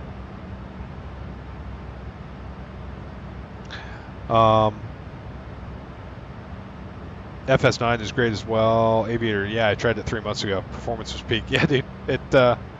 Hey, the FS9 was like the heart of flight simming for me, man. That was the golden age. Dream Fleet, Flight 1. Carinado was actually a really good developer back then. They've unfortunately kind of fallen from grace. Captain Sim was a very good developer back in the day.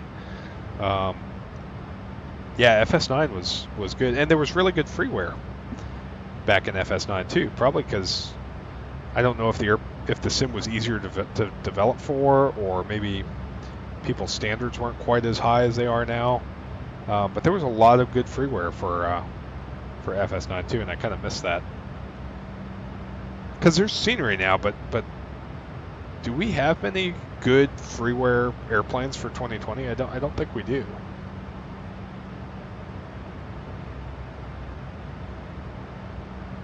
Oh, Gus, interesting. I didn't know that. You got the Dreamfleet 727 because you shared your engine data for the JT8D. Interesting. That was a great airplane, the Dreamfleet 72. Diabetic Lad, do they plan on upgrading the model before or after everyone pointed out how bad it looked? Dude, I don't know. Your guess is as good as mine. But it is getting updated, so I'll take that as a win.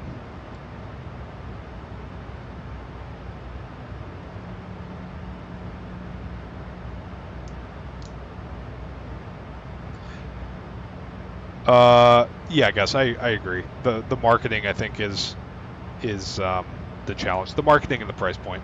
Everybody knows that, right? I think that they've bitten off a lot, but I hope that they can deliver. So we'll see.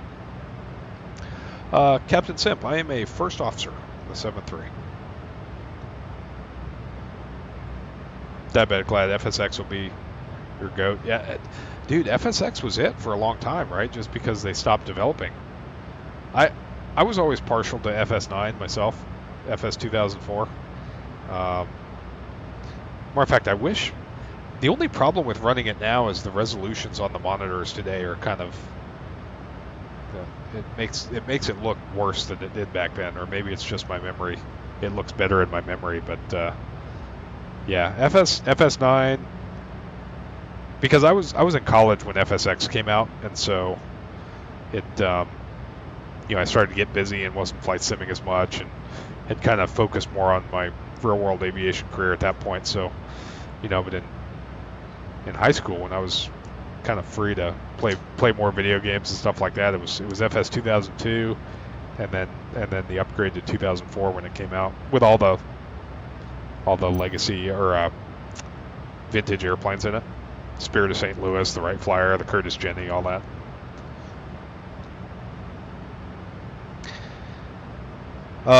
Cat Gary, no, I have not flown the Q8, or sorry, the Q400. All right, let's see. Crater Lake should be coming down our right side here. 10 miles. Let's see how we did. Hey, look at that, Crater Lake. Hey, yeah. So our custom waypoint worked. So there's Wizard Island and Crater Lake.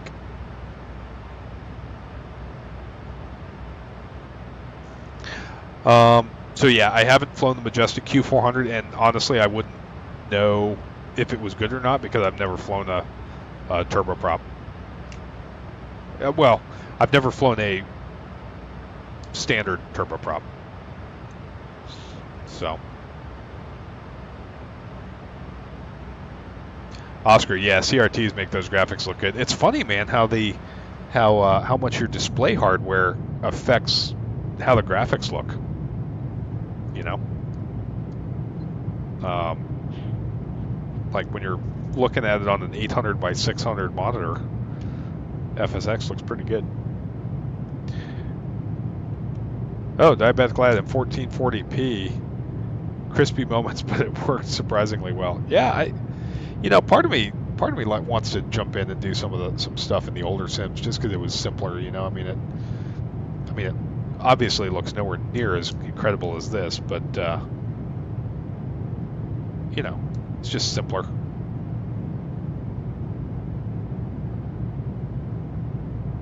Gus, FS9 had some weird memory leaks. Oh, interesting. And the SDK was a dark charred black box, which is funny, right? Because the SDK being not great and the software having memory leaks, and yet the add-on community in FS9 days was very vibrant compared to what we have now. The majority of add-ons now are either payware or modifications of default airplanes. You know, like the fly-by-wire A320, which is fantastic. Not minimizing their work, but it's not a ground-up airplane. It's a modification of the default. The Azobo T6 mod, the Duckworks DC3 mod, the Denarc Beach 18, all those are modifications of default airplanes.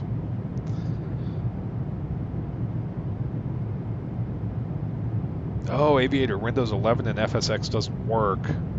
I tried my best, but it didn't work. There's no like emulator or something that you can use to run it.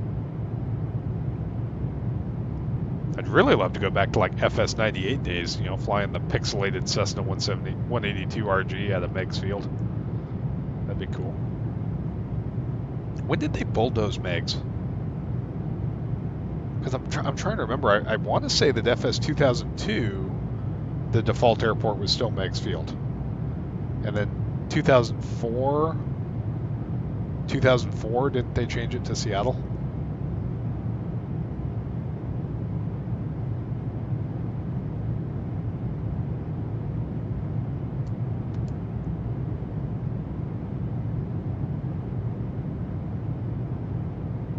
Oh, Gus, interesting. FS9 couldn't render 3D cockpits with 30 FPS animations.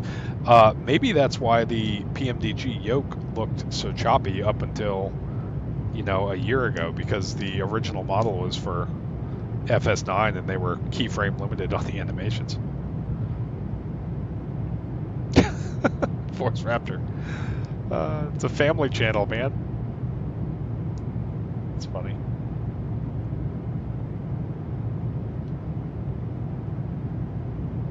Yeah, okay, Gus. Yeah, that's kind of what I suspected, is they were originally limited by FSX stuff.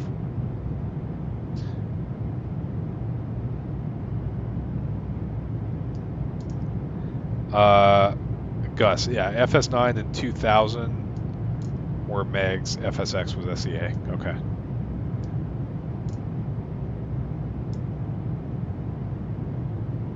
yeah, I mean, Flight Simulator was Meg since I remember. You know, because I think what was it? FS95 was my first flights. No, FS5. FS5.1 was my very first one. So, yeah, the 2D panel.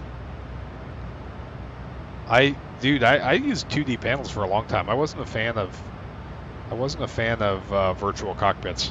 You know, just because certain things like like if you wanted to reach a switch over here, like this switch is in the way, and it was very awkward. Whereas if you have effectively this, which is a 2D panel, that you could click on. I mean, and the funny thing is, I find that a lot of us set up our views like this, which is basically a 2D panel, right? I mean, this is no different than a bitmap with switches on it. I mean, obviously this is much more immersive, but when we set up views like this, or even this, you could do that with a 2D panel. Aviator, an emulator. So like, sometimes you can go on these older, game websites, and you can download a program that will simulate Windows 95, right? Or it'll run Windows 95 inside your PC on a different partition, so that you can install old games that aren't compatible with new versions of Windows.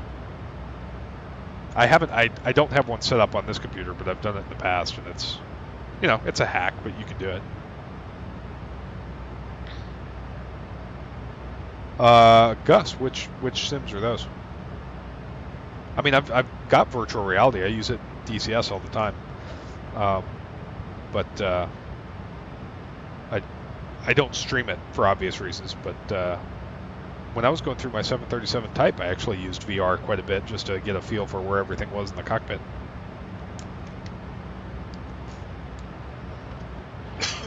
Pardon me.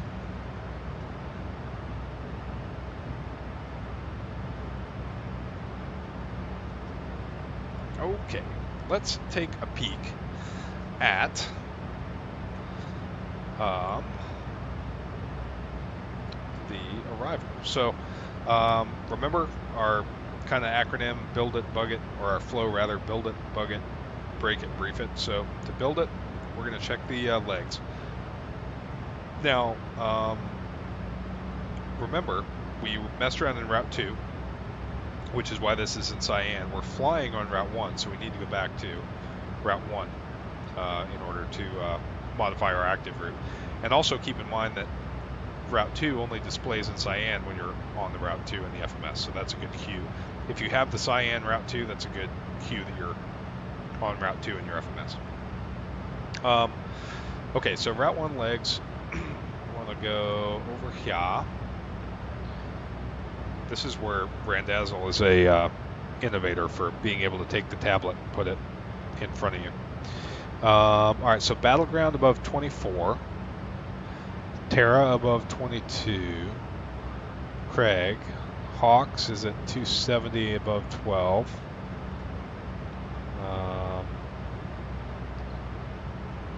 And then Pikes, Kofe, and Breve. Those all look good. Breve, okay, cool. So we built it. Remember, we've got 164, so our courses are all set up for 16 left. Our ILS is set up for 16 left, so we built it twice. We'll bug it by setting 632 feet.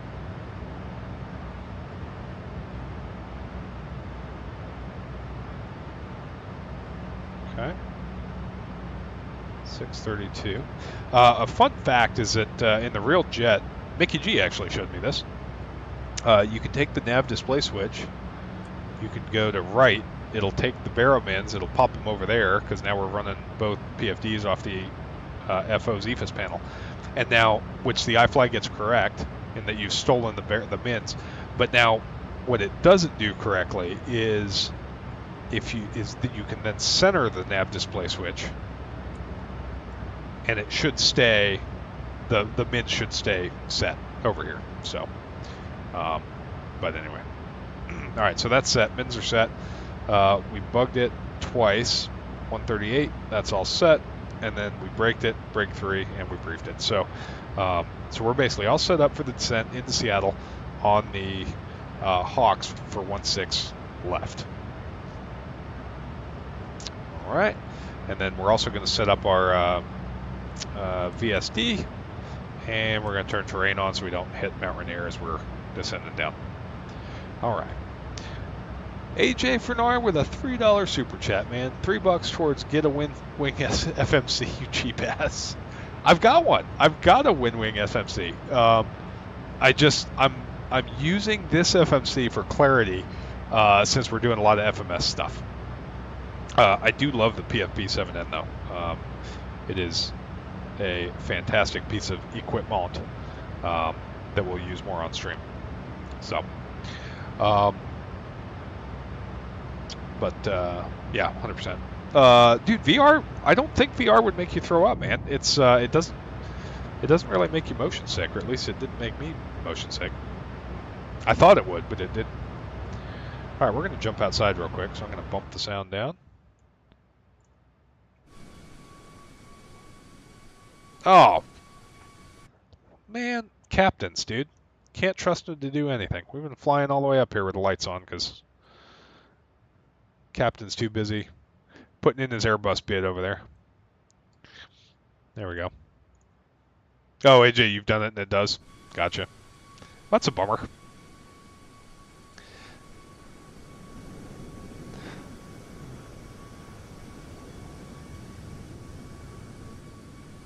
Speaking of external models, the external model on this airplane is quite well done.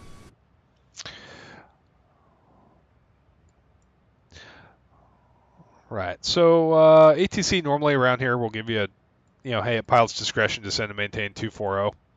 So we'll set 240 right here. And now here's another FMC trick. So if we go to the legs page, right here, flight level 240 at or above,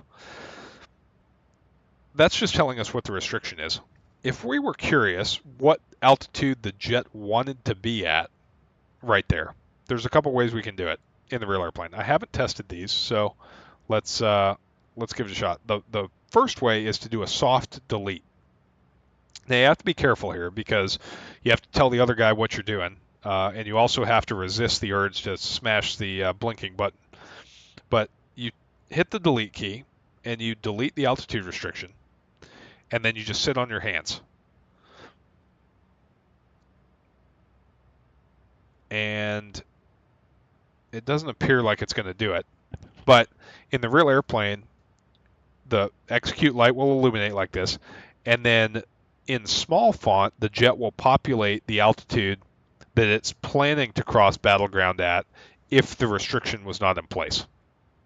So like the restriction says flight level 240 at or above, but if you deleted it like this and just kind of sat on your hands right here, it might populate 320, flight level 320 or 321, something like that. And then that way you would say, okay, well, that tells me where the jet wants to cross battleground at. And sometimes it'll be lower than the restriction, right? So sometimes the restriction will be flight level 240 at or above. You do this soft delete, and the jet says flight level 220. It's like, hey, man, I actually want to be at 220, but this restriction is keeping me high. That's one way to do it. The downside to this is if you hit the execute button, now that restriction's gone. You have to go populate it, punch it back in again. And some restrictions you can't hand jam back in, so you can kind of hose yourself this way. Or what happens a lot of times is, captain's over here, does a soft delete to try and figure something out. FO's looking out the window, looks down, sees an execute light, and just smashes it. And, and here we go. So we'll erase that. The other way that you can do it is you can take Battleground. And again, I haven't tried this either, but we can go to the Fix Info page, and we'll get rid of Crater Lake because it's behind us. So we'll put Battleground in, and then hit a beam. Yeah, okay, so this one worked actually. So that's really cool. So now what this is telling us is that the jet wants to cross battleground at flight level 346. So that's not a problem. But what about Terra? So Terra's at, well, actually those are okay. Let's say these, like Pikes. Pikes is between 12 and 15. So we'll take this, go to the fixed page, Pikes, a beam.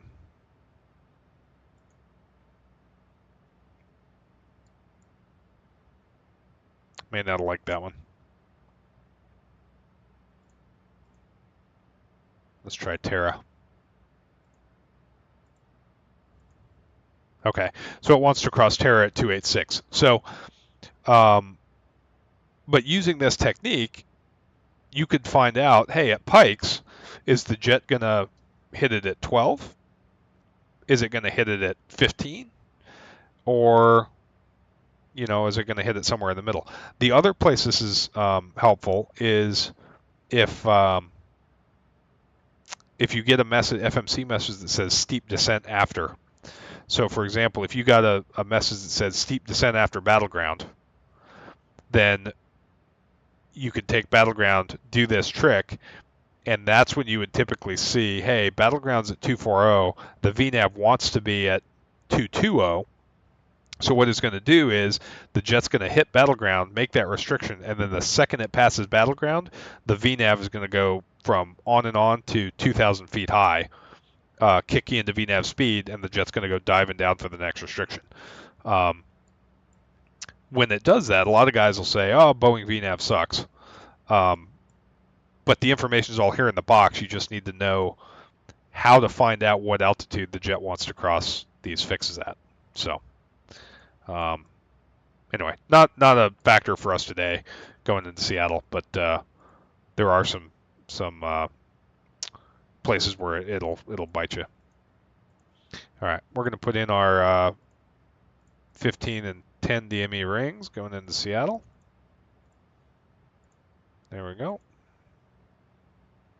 And we'll do full flaps. I've heard the MAX flies better at flap 40. The NG gets a little pitchy or roll sensitive at flap 40.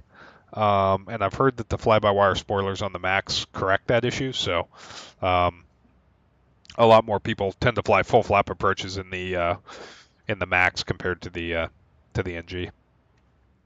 All right, we'll get the seatbelt sign on. Check the recall.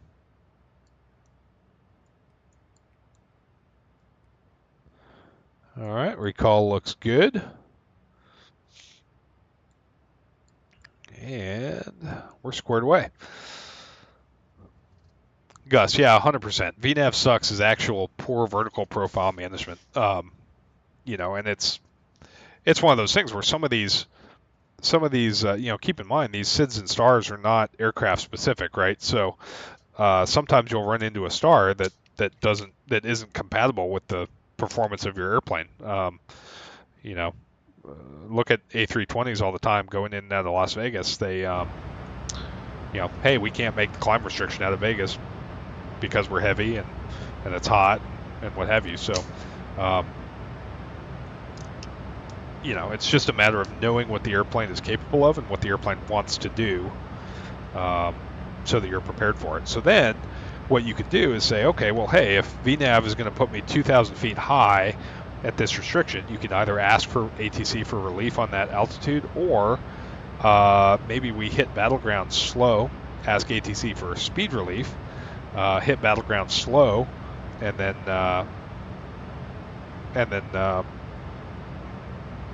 you know, descend and pick speed back up, basically trade energy there, or try and keep your speed up because a faster descent will be at a steeper angle, so then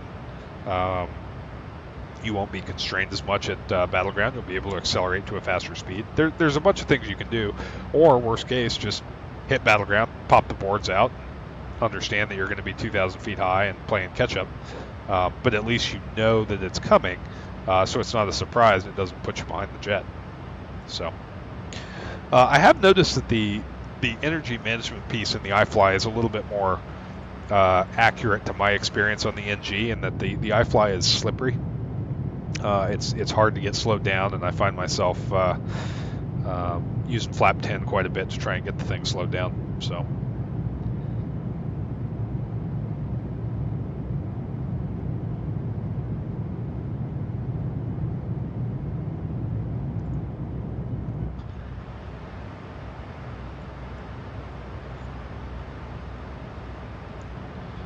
Okay, so we're about 20 miles out from top of descent, so we'd make the PA. Tell the peeps what's going on. Get the Hawks descent up here.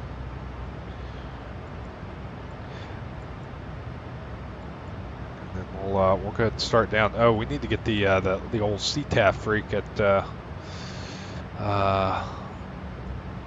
Seattle. 19.9. That makes sense because that's the tower freak.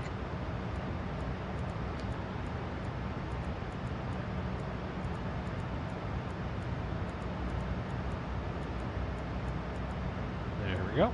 There's 19.9.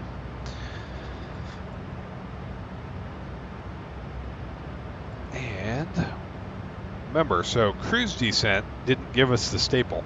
So if we go VNAV, we're going to double check our 290. Oh, see, so if you remember, I put the 280 knot restriction in here. This is the other gotcha with cruise descent. When you use cruise descent, it changes the Mach and speed restrictions on the planned descent to match the cruise descent. In that case, 0.79 was 260 knots, so we have to reset the transition speed on the planned descent page to match what we originally wanted. So that's really cool that iFly modeled that correctly. Okay, so we've got the transition speed in there, and then the other thing that we want to do is in the forecast page. This is where, like in the Airbus, you can plug in your 30-06 altimeter. It's summertime, so we shouldn't need the engine anti-ice, so I'm not really going to worry about that. Load the descent winds, execute them, and then anti-ice, I don't think we'll need it. We'll just put in 20,000 down to 5,000. So this is saying that we're going to turn the engine anti-ice on at flight level 200. We're going to turn it off at 5,000 feet, and that just helps the VNAV gonculate its descent planning. Then ice dev, I don't remember what it was, so we won't worry about it. All right, there's 10 miles. We'll start the descent. Remember, so inside at 10 miles, we can either do it with the Alt Intervene button or Descend Now. I prefer doing it with Descend Now because if you hit this button and the real jet takes a second, and then you don't think it did anything and you hit it again, remember the Altitude Intervene button, subsequent presses delete altitude restrictions. I don't like messing with it.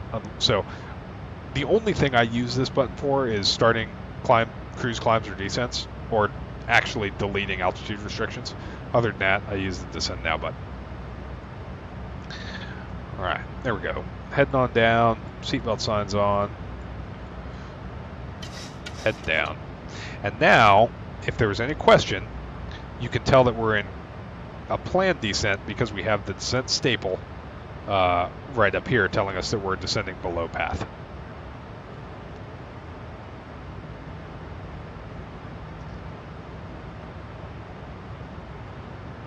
Aviator, in the Zebo, a 3-degree descent path in flap 5 is enough for descending around 175 knots, and then at 1500 age. Yeah, so I find the Zebo slightly too draggy.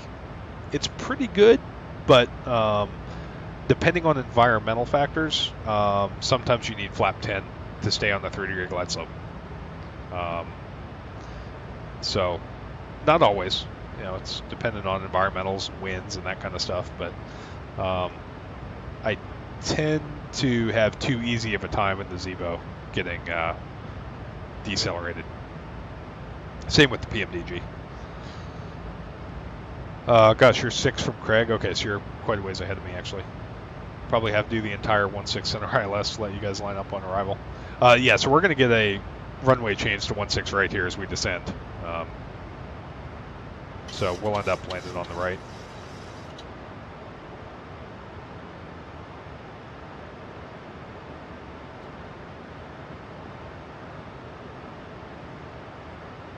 All right, there we go. VNAV path. Brought the throttles all the way back, so I'll bring those back. We're in arm now, and we're catching up to the path. That deviation is not altogether unrealistic. This is fairly standard. We'll crack the speed brakes a little bit just to keep her from overspeed. Oh no, wait a minute, hang on. Sorry, chat. I just realized. Yeah, that's why my toga button didn't work on takeoff. I was cheating on the old 7.3. There we go. There we go. Yeah, all right. So we'll use just a little bit of speed brake.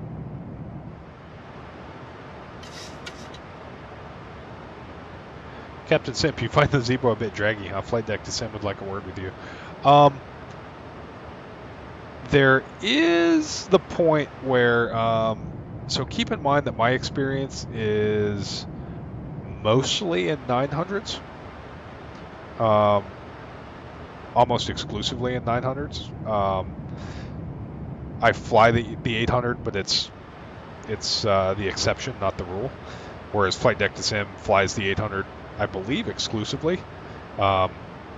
So, to be frank, he's probably a better source of information. But yeah, in my estimation, just between, my I guess what I'm saying is that my estimate of 737 for performance probably sits somewhere in between the 800 and the 900, leaning closer to the 900. So there we go. Bill's Mafia, realism ruined. Sorry, dude. But now I know why my Bravo or my Blackbird throttles didn't pick up the toga command. I was wondering about that. All right, so, but this is, not altogether unrealistic, having to pop the speed brakes to get back on path. Gus, yeah, the 800 and the 8 Max 200 for sure. All right, so we've intercepted 280. We're back on path, so we'll stow these.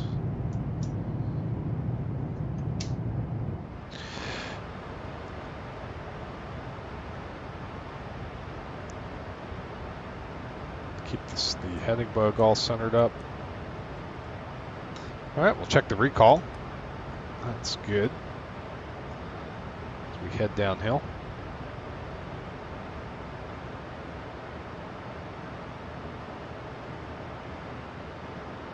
Okay, so now Craig is no altitude at Craig. Next altitude is 12,000 at Hawks.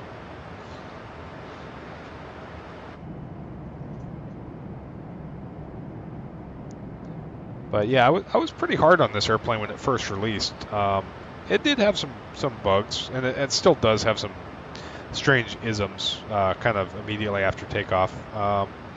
Other things, like I wish you could change the default acceleration height, because my operator accelerates at 1,000 feet, whereas they programmed 1,500 as the default acceleration height. So there are some things that I wish I could change, but overall, this has matured into a pretty good 737 model, I think. I'm interested to see what PMDG is able to do with their 737 when they bring it to 24. If they up the game, or if they're content to just kind of do the same thing they've been doing with the 737 for years.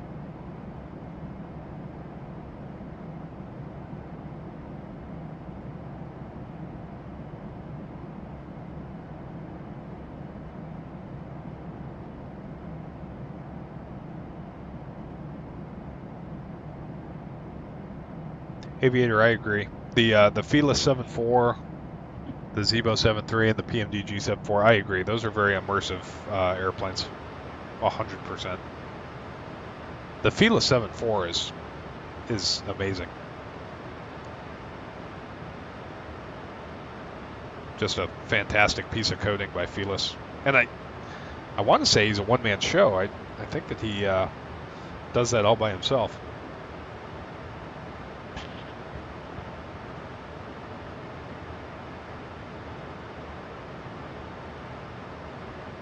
Oscar. Oh, nice. The 777 freighter in 2024. Good to go, man. That's cool. I wish I could run 24, but my 2080 Ti just can't hack it, unfortunately.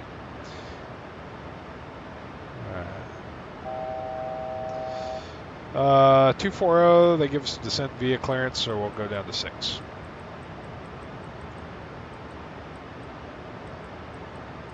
Here we go. 6 set.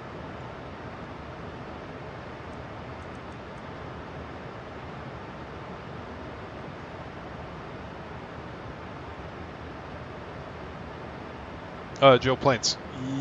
I don't know if it's the default option, but all of the 737s I've flown have been track up vice heading up.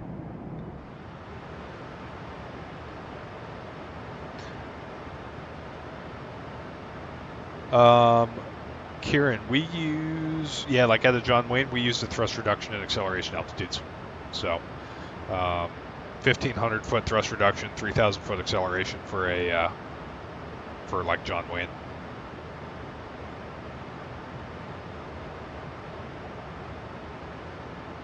Yeah, Bill's Mafia, I agree. The wing flex does look pretty good.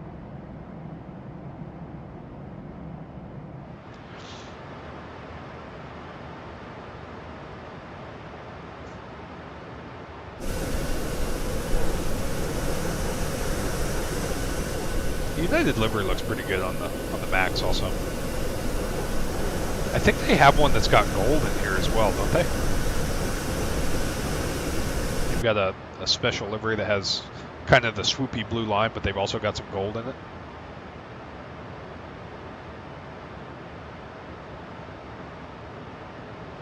Yeah, Gus, is it NADP1? I can never remember the correct designation, whether it's NADP1 or NADP2, but yeah, it's SNA is it's a 1,500 foot thrust reduction with a 3,000 foot acceleration, at least in the Airbus 220. I haven't taken the 737 in there, so I don't know what the 73 uses for, if it uses a lower thrust reduction height because it's noisier. The 220 was quiet enough that we probably could have gotten away with doing just a standard takeoff, but the 73 being louder, it might be 1,000 foot thrust reduction and a 3,000 foot acceleration. I'm not sure, but I'd have to look. Dude, AJ, a guy got fired for that, so I don't. Yeah, meowed on guard on a line check and got fired.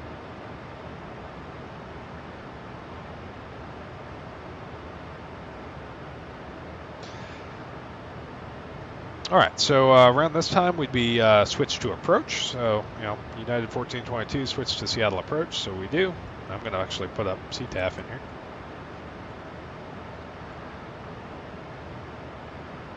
Okay, they are going south, so that's good.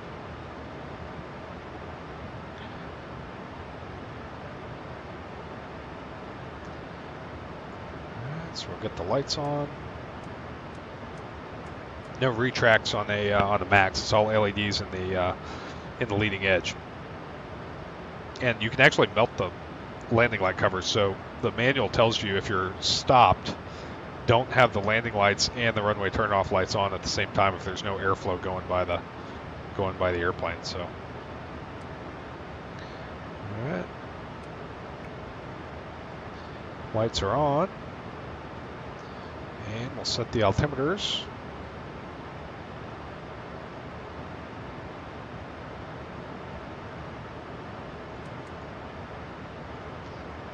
Looks like 3011's what the Magic Bearer ref key is giving us. Oh, interesting. Southwest is 800 feet and 3,000. Wow, that's aggressive.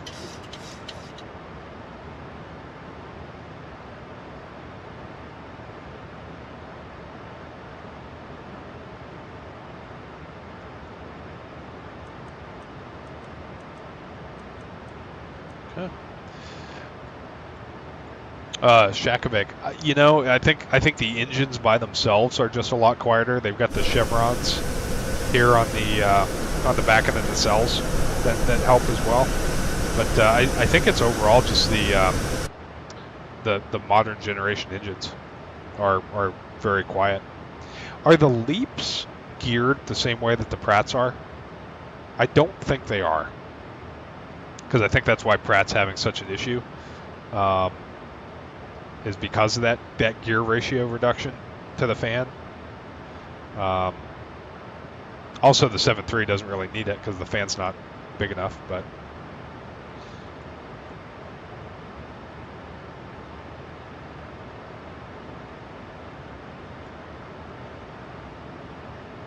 it is a MAX, so we don't want the anti-ice on too early because we don't want to melt the engine cowlings. Okay, we're going to make pikes. No, the Leaps aren't geared. Okay. Let's see. Okay, it's going to decel for 250 at pikes. Okay, so now, let's say, as we descend through 15K, approach came up and said, hey, United 1422, United 1422, go ahead and expect runway 16 right for approach. Like, okay, 16 right. So, we're already set up for 16 left. So the way we're going to do it is we would go heads down in the box here, so to speak. We're going to go route 2. We're at pikes. So we're going to take the point after pikes, which will be KSFO. I'm going to put that up there. And we're going to activate execute. All right. Activate execute. We're heading to KSFO, so that's all good. We're a little high on the path, but that's fine.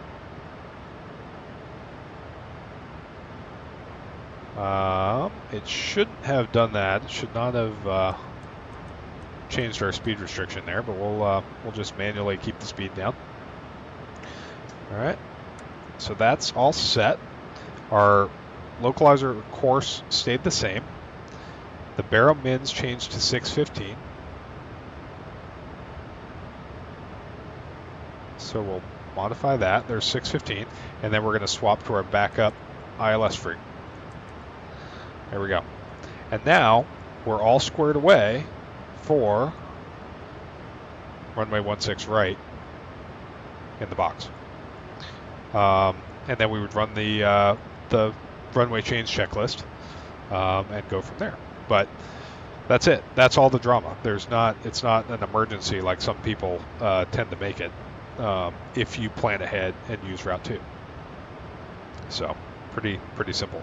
iFly did a good job modeling that. The only thing that is a little interesting to me is that the VNAV path changed and the VNAV speed jumped up to 280. When you change to Route 2, nothing in your performance data changes, so it shouldn't. Your descent speed, none of that should change. It should all be pretty transparent. But we're getting back on the path, and should be all good to go.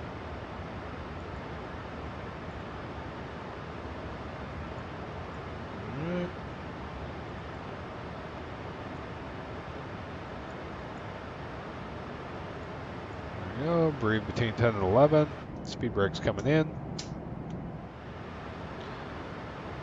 And, oh, ground is on. Nice. All right, 21.7. Thanks. Appreciate the heads up. There we go. All right, we're in the weather. Continuous on. This is a difference between the MAX and the NG. The Cal anti-ice system is set up differently. So I'd have to do some learning on that before I fly the MAX. Okay, IBEJ, that's correct. Flight nav instruments are set, the altimeters are set, and the cabin is notified. Going into some nice Seattle weather here. All right, so Breve 250, and then Nets is 230, and then Vashon's at 210. So we'll start decelling here.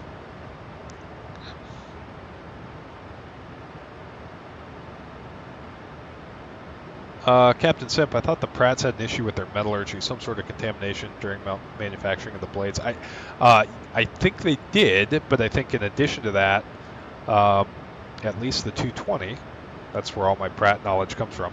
The 220 had oil leak issues as well. Oil leak issues and gearbox wear were issues for us.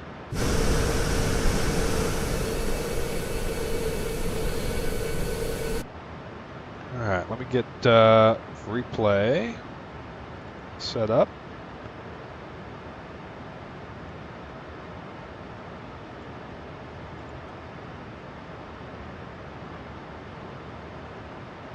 Why would somebody just log in as ground? Why wouldn't you be tower?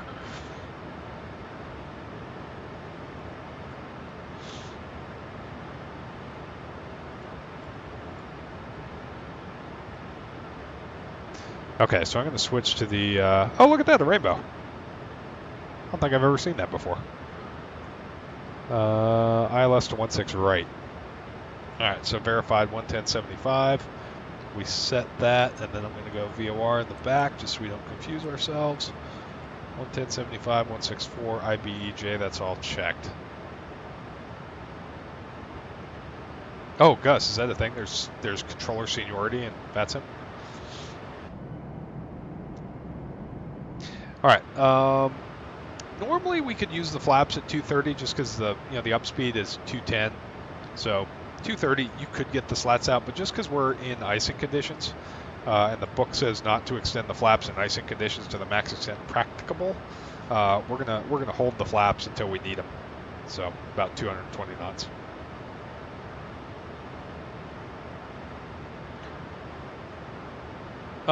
Aviator, it's totally pilot technique. It's not a procedural thing, but I've even CONUS, I've seen captains flash the landing lights for traffic, just to increase visibility for traffic.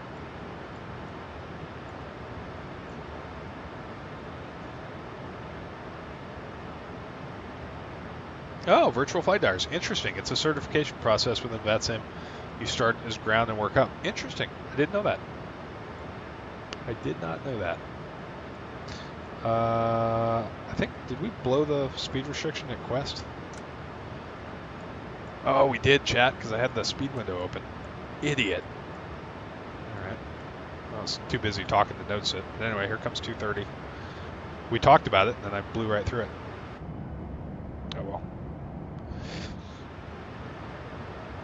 ATC didn't call us out, so that's good.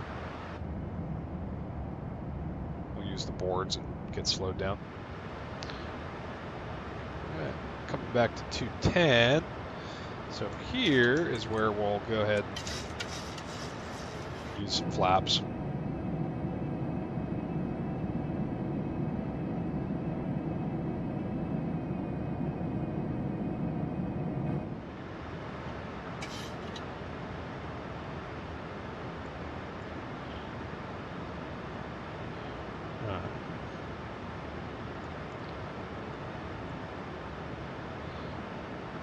Alright, it's not decelerating super quick, so we'll go flap 2. Help the speed come down. Or add idle. Flap 2 is just draggy enough, it normally helps bring the speed down, and we'll pop the speed window open at 210. Get it coming back here. Pop the boards. Alright, so there's Gus, he's going to the center. Looks like this guy's turning final, turning at Bugney. So, should be good. Yeah, it's only bad if you get a phone number, 100%, right?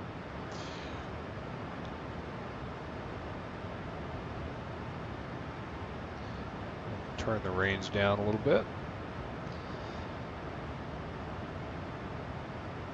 So on a VFR day, I have no problem turning at Bugney. They'll normally turn you turn you here at Bugny and then have you intercept just outside Finca. But on an IMC day where we're expecting to break out, they usually turn you beam CLAC, and then you intercept around Bugny. So we'll go out about another 5 miles or so. So we'll extend it off of CLAC. Let's see, down to 4.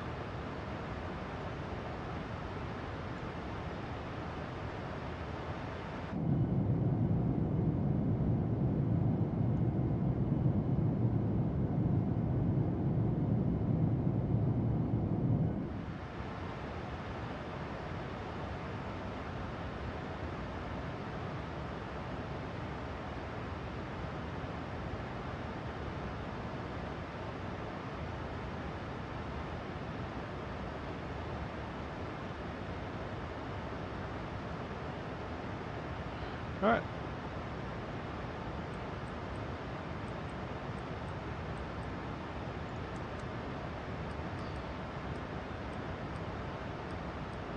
All right, 5,000 in the window, down to 1,000.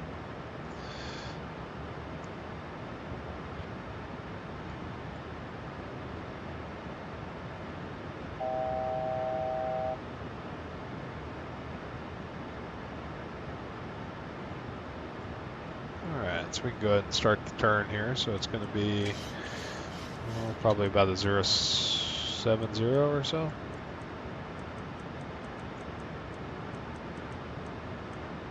Yeah, there we go, 070. All right, and we'll say they clear us down to 4, so we'll set 4 in the window, and we'll extend it off of CLAC. So take CLAC at the top, 164, 164, execute.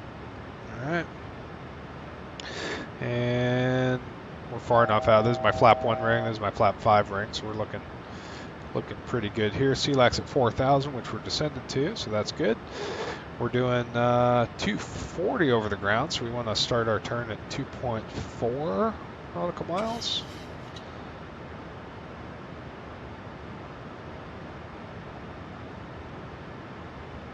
Seattle traffic, United 1422's turn in final runway 16 right outside of CLAC. Okay.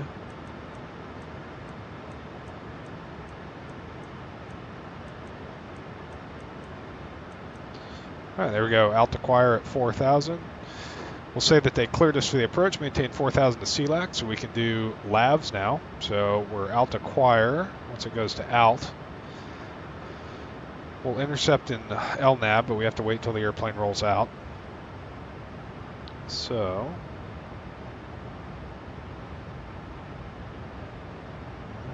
there's the rollout. L, A, 1900. Hit alt hold. VNAV, speed window open. 210.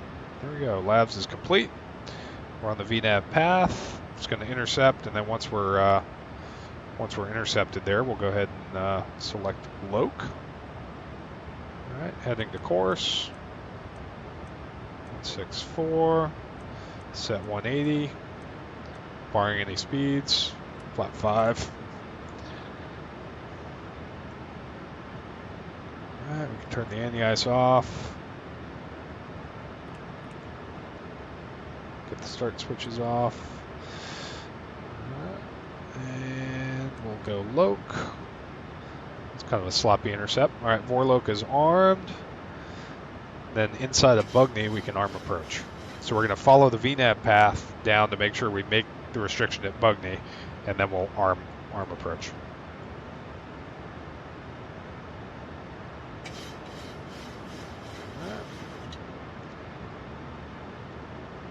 Verify our flat 40 approach speed, 137. Then we're going to use angle of attack to back ourselves up.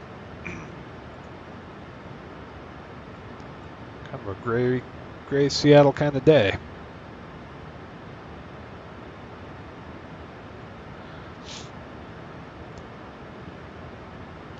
Seattle traffic Delta, or correction, United 1422 is 10 out on the ILS runway 16 right.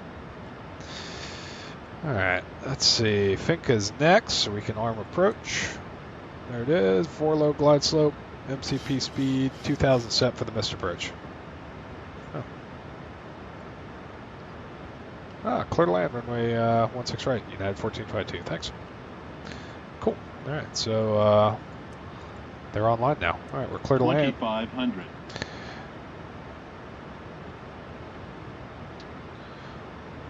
Alright. And we'll dirty up around 2,400 feet or so.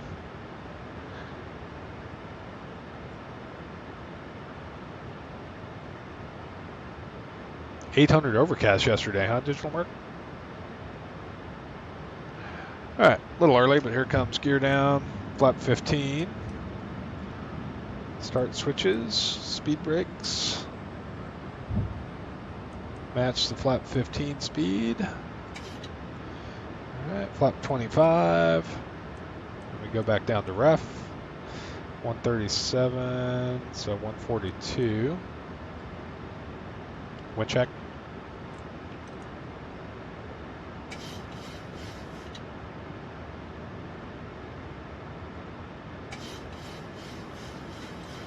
Thanks.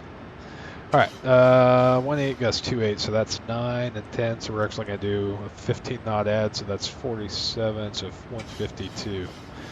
Alright, so 152 is our ref, because we're doing plus 15.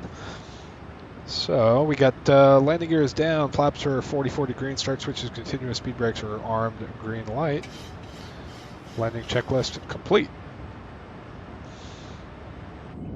Check out that full flap model there.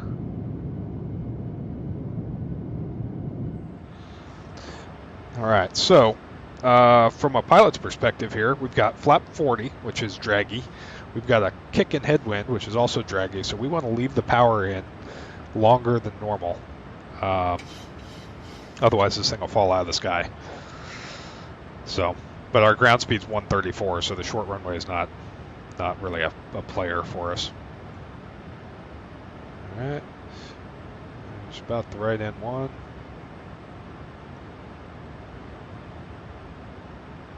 $1,000. Alright, 1,000 feet, clear to land, the missed approach altitude's set. Clicking off. Alright. Clicking off the auto throttles. Got full total manual control.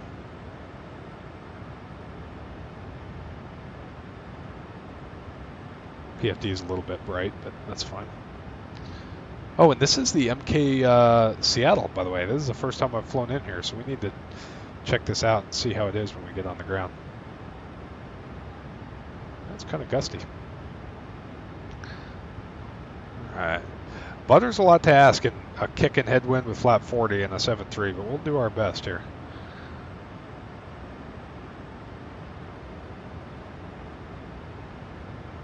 A little fast. Crack some power off.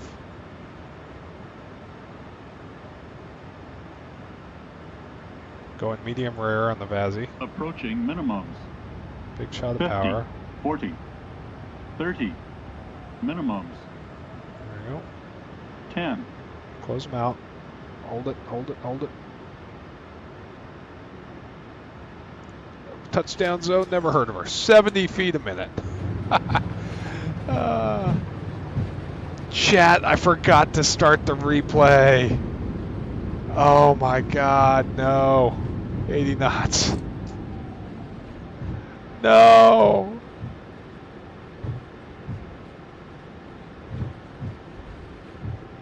Oh man.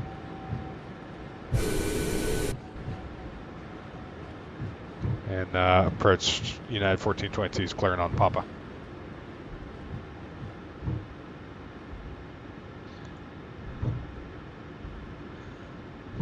All right, cross the center, across the left, ground point 7, United 1422.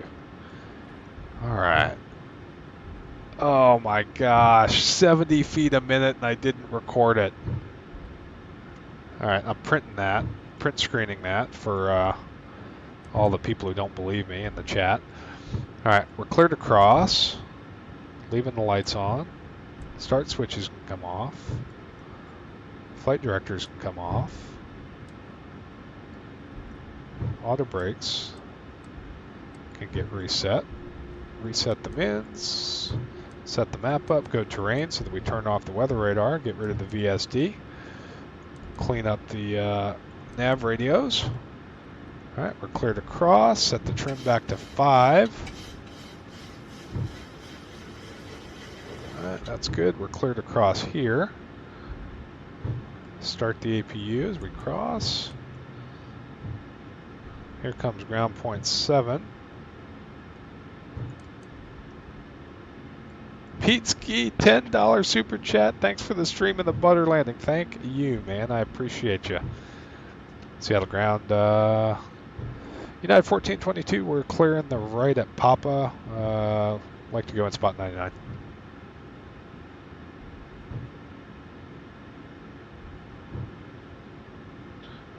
Spot 99 to wrap. United 1422. Thanks. All right, here we go. Close the boards. Get the speed or the flaps coming up. Oh man, chat. I have failed you with the lack of replay. All right, we're inside the ramp area now, so we can go ahead and kill the lights. Big Sim's going to say that never happened. Go like that. Get the lights off. All right, APU is spooling. Chat. The iFly 7.3. It's a new favorite. Definitely digging it. That would have been a good landing for replay too. Man. Yeah, the scenery is pretty good actually. Yeah, they did a really good job on it. I didn't even notice actually, to be honest with you. I was so busy trying to grease the landing there, but yeah, it does look pretty good. Although to be fair, the default Azobo Seattle looks pretty good too. We'll go ahead and park at A12. I think that's a United gate. All right, we got 30 more seconds for engine cool down. We'll swap the APU over. I believe the dash line is a wide body line, so we'll go over here to the solid line.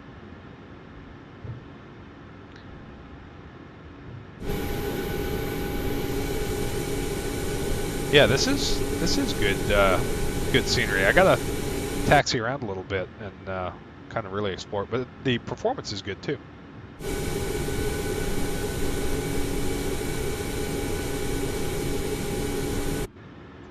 Oh, look at this. It's got the Easy Dock. That's cool. And it knows I'm a 737. What? Chat. Look at this. Oh, that's neat. Stop. Hey. All right. Parking brake is set. Parking brake. We'll let them up. We'll swap them. Chop them. Let them in. And we'll get the fuel pumps off. Come up here and get the hydraulic pumps off. Anti-ice, not a factor. Get all the heats off. Open up the APU bleed. Open up the isolation valve. That's all good. Turn the taxi light off. Flight directors are already off. Auto brakes are disarmed. And turn off the transponder. And chat. We are here. Swarm. Yeah, if you were in X-Plane 12, you wouldn't have to worry about starting a replay. I am actually upset that I didn't start the replay on that. I thought about it. I opened the app. It's. Let me check actually. Did I start it? No.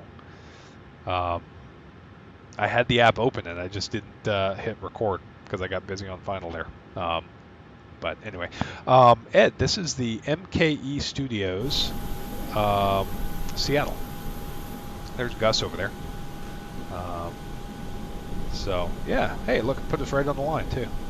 Yeah, MKE Studios Seattle. Bought it through AnyBuilds, and it looks pretty good.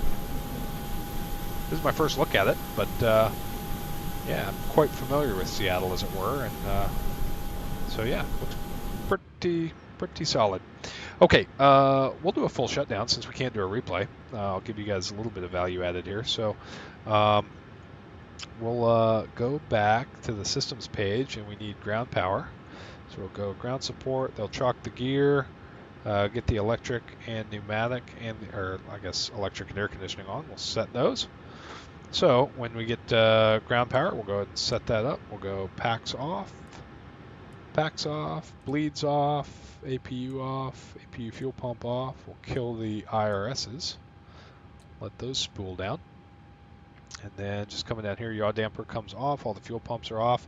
The IFE stays on, the cabin utilities goes off. This goes to battery, that goes to ground power, that looks good. We're on ground power. Open the emergency exit lights. All of that is good. The trim air switch comes off. All of this stuff is good. Now we'll just wait for the IRSs to shut down. They're good. And we'll take it down to one blue light. So ground power comes off first. And then the battery. There we go. And there she is, completely shut down. Yeah, Force Raptor. We called ground for taxi. They gave us in spot 99. So, alrighty. Well, hey, thanks for joining me. Hopefully you guys learned a little bit about the FMS and found some tricks that you don't normally use in the realm of a typical flight. And then we also got to explore the iFly a little bit. I think we're going to fly this thing more because I was pretty rough on it on the initial release, but I think they've got it pretty polished now. And the more I kind of dive into it and look, they've done a pretty good job on it. So probably owe them a more use. So, alrighty, y'all. Thanks for joining again. Appreciate it, and we'll see you on the next one.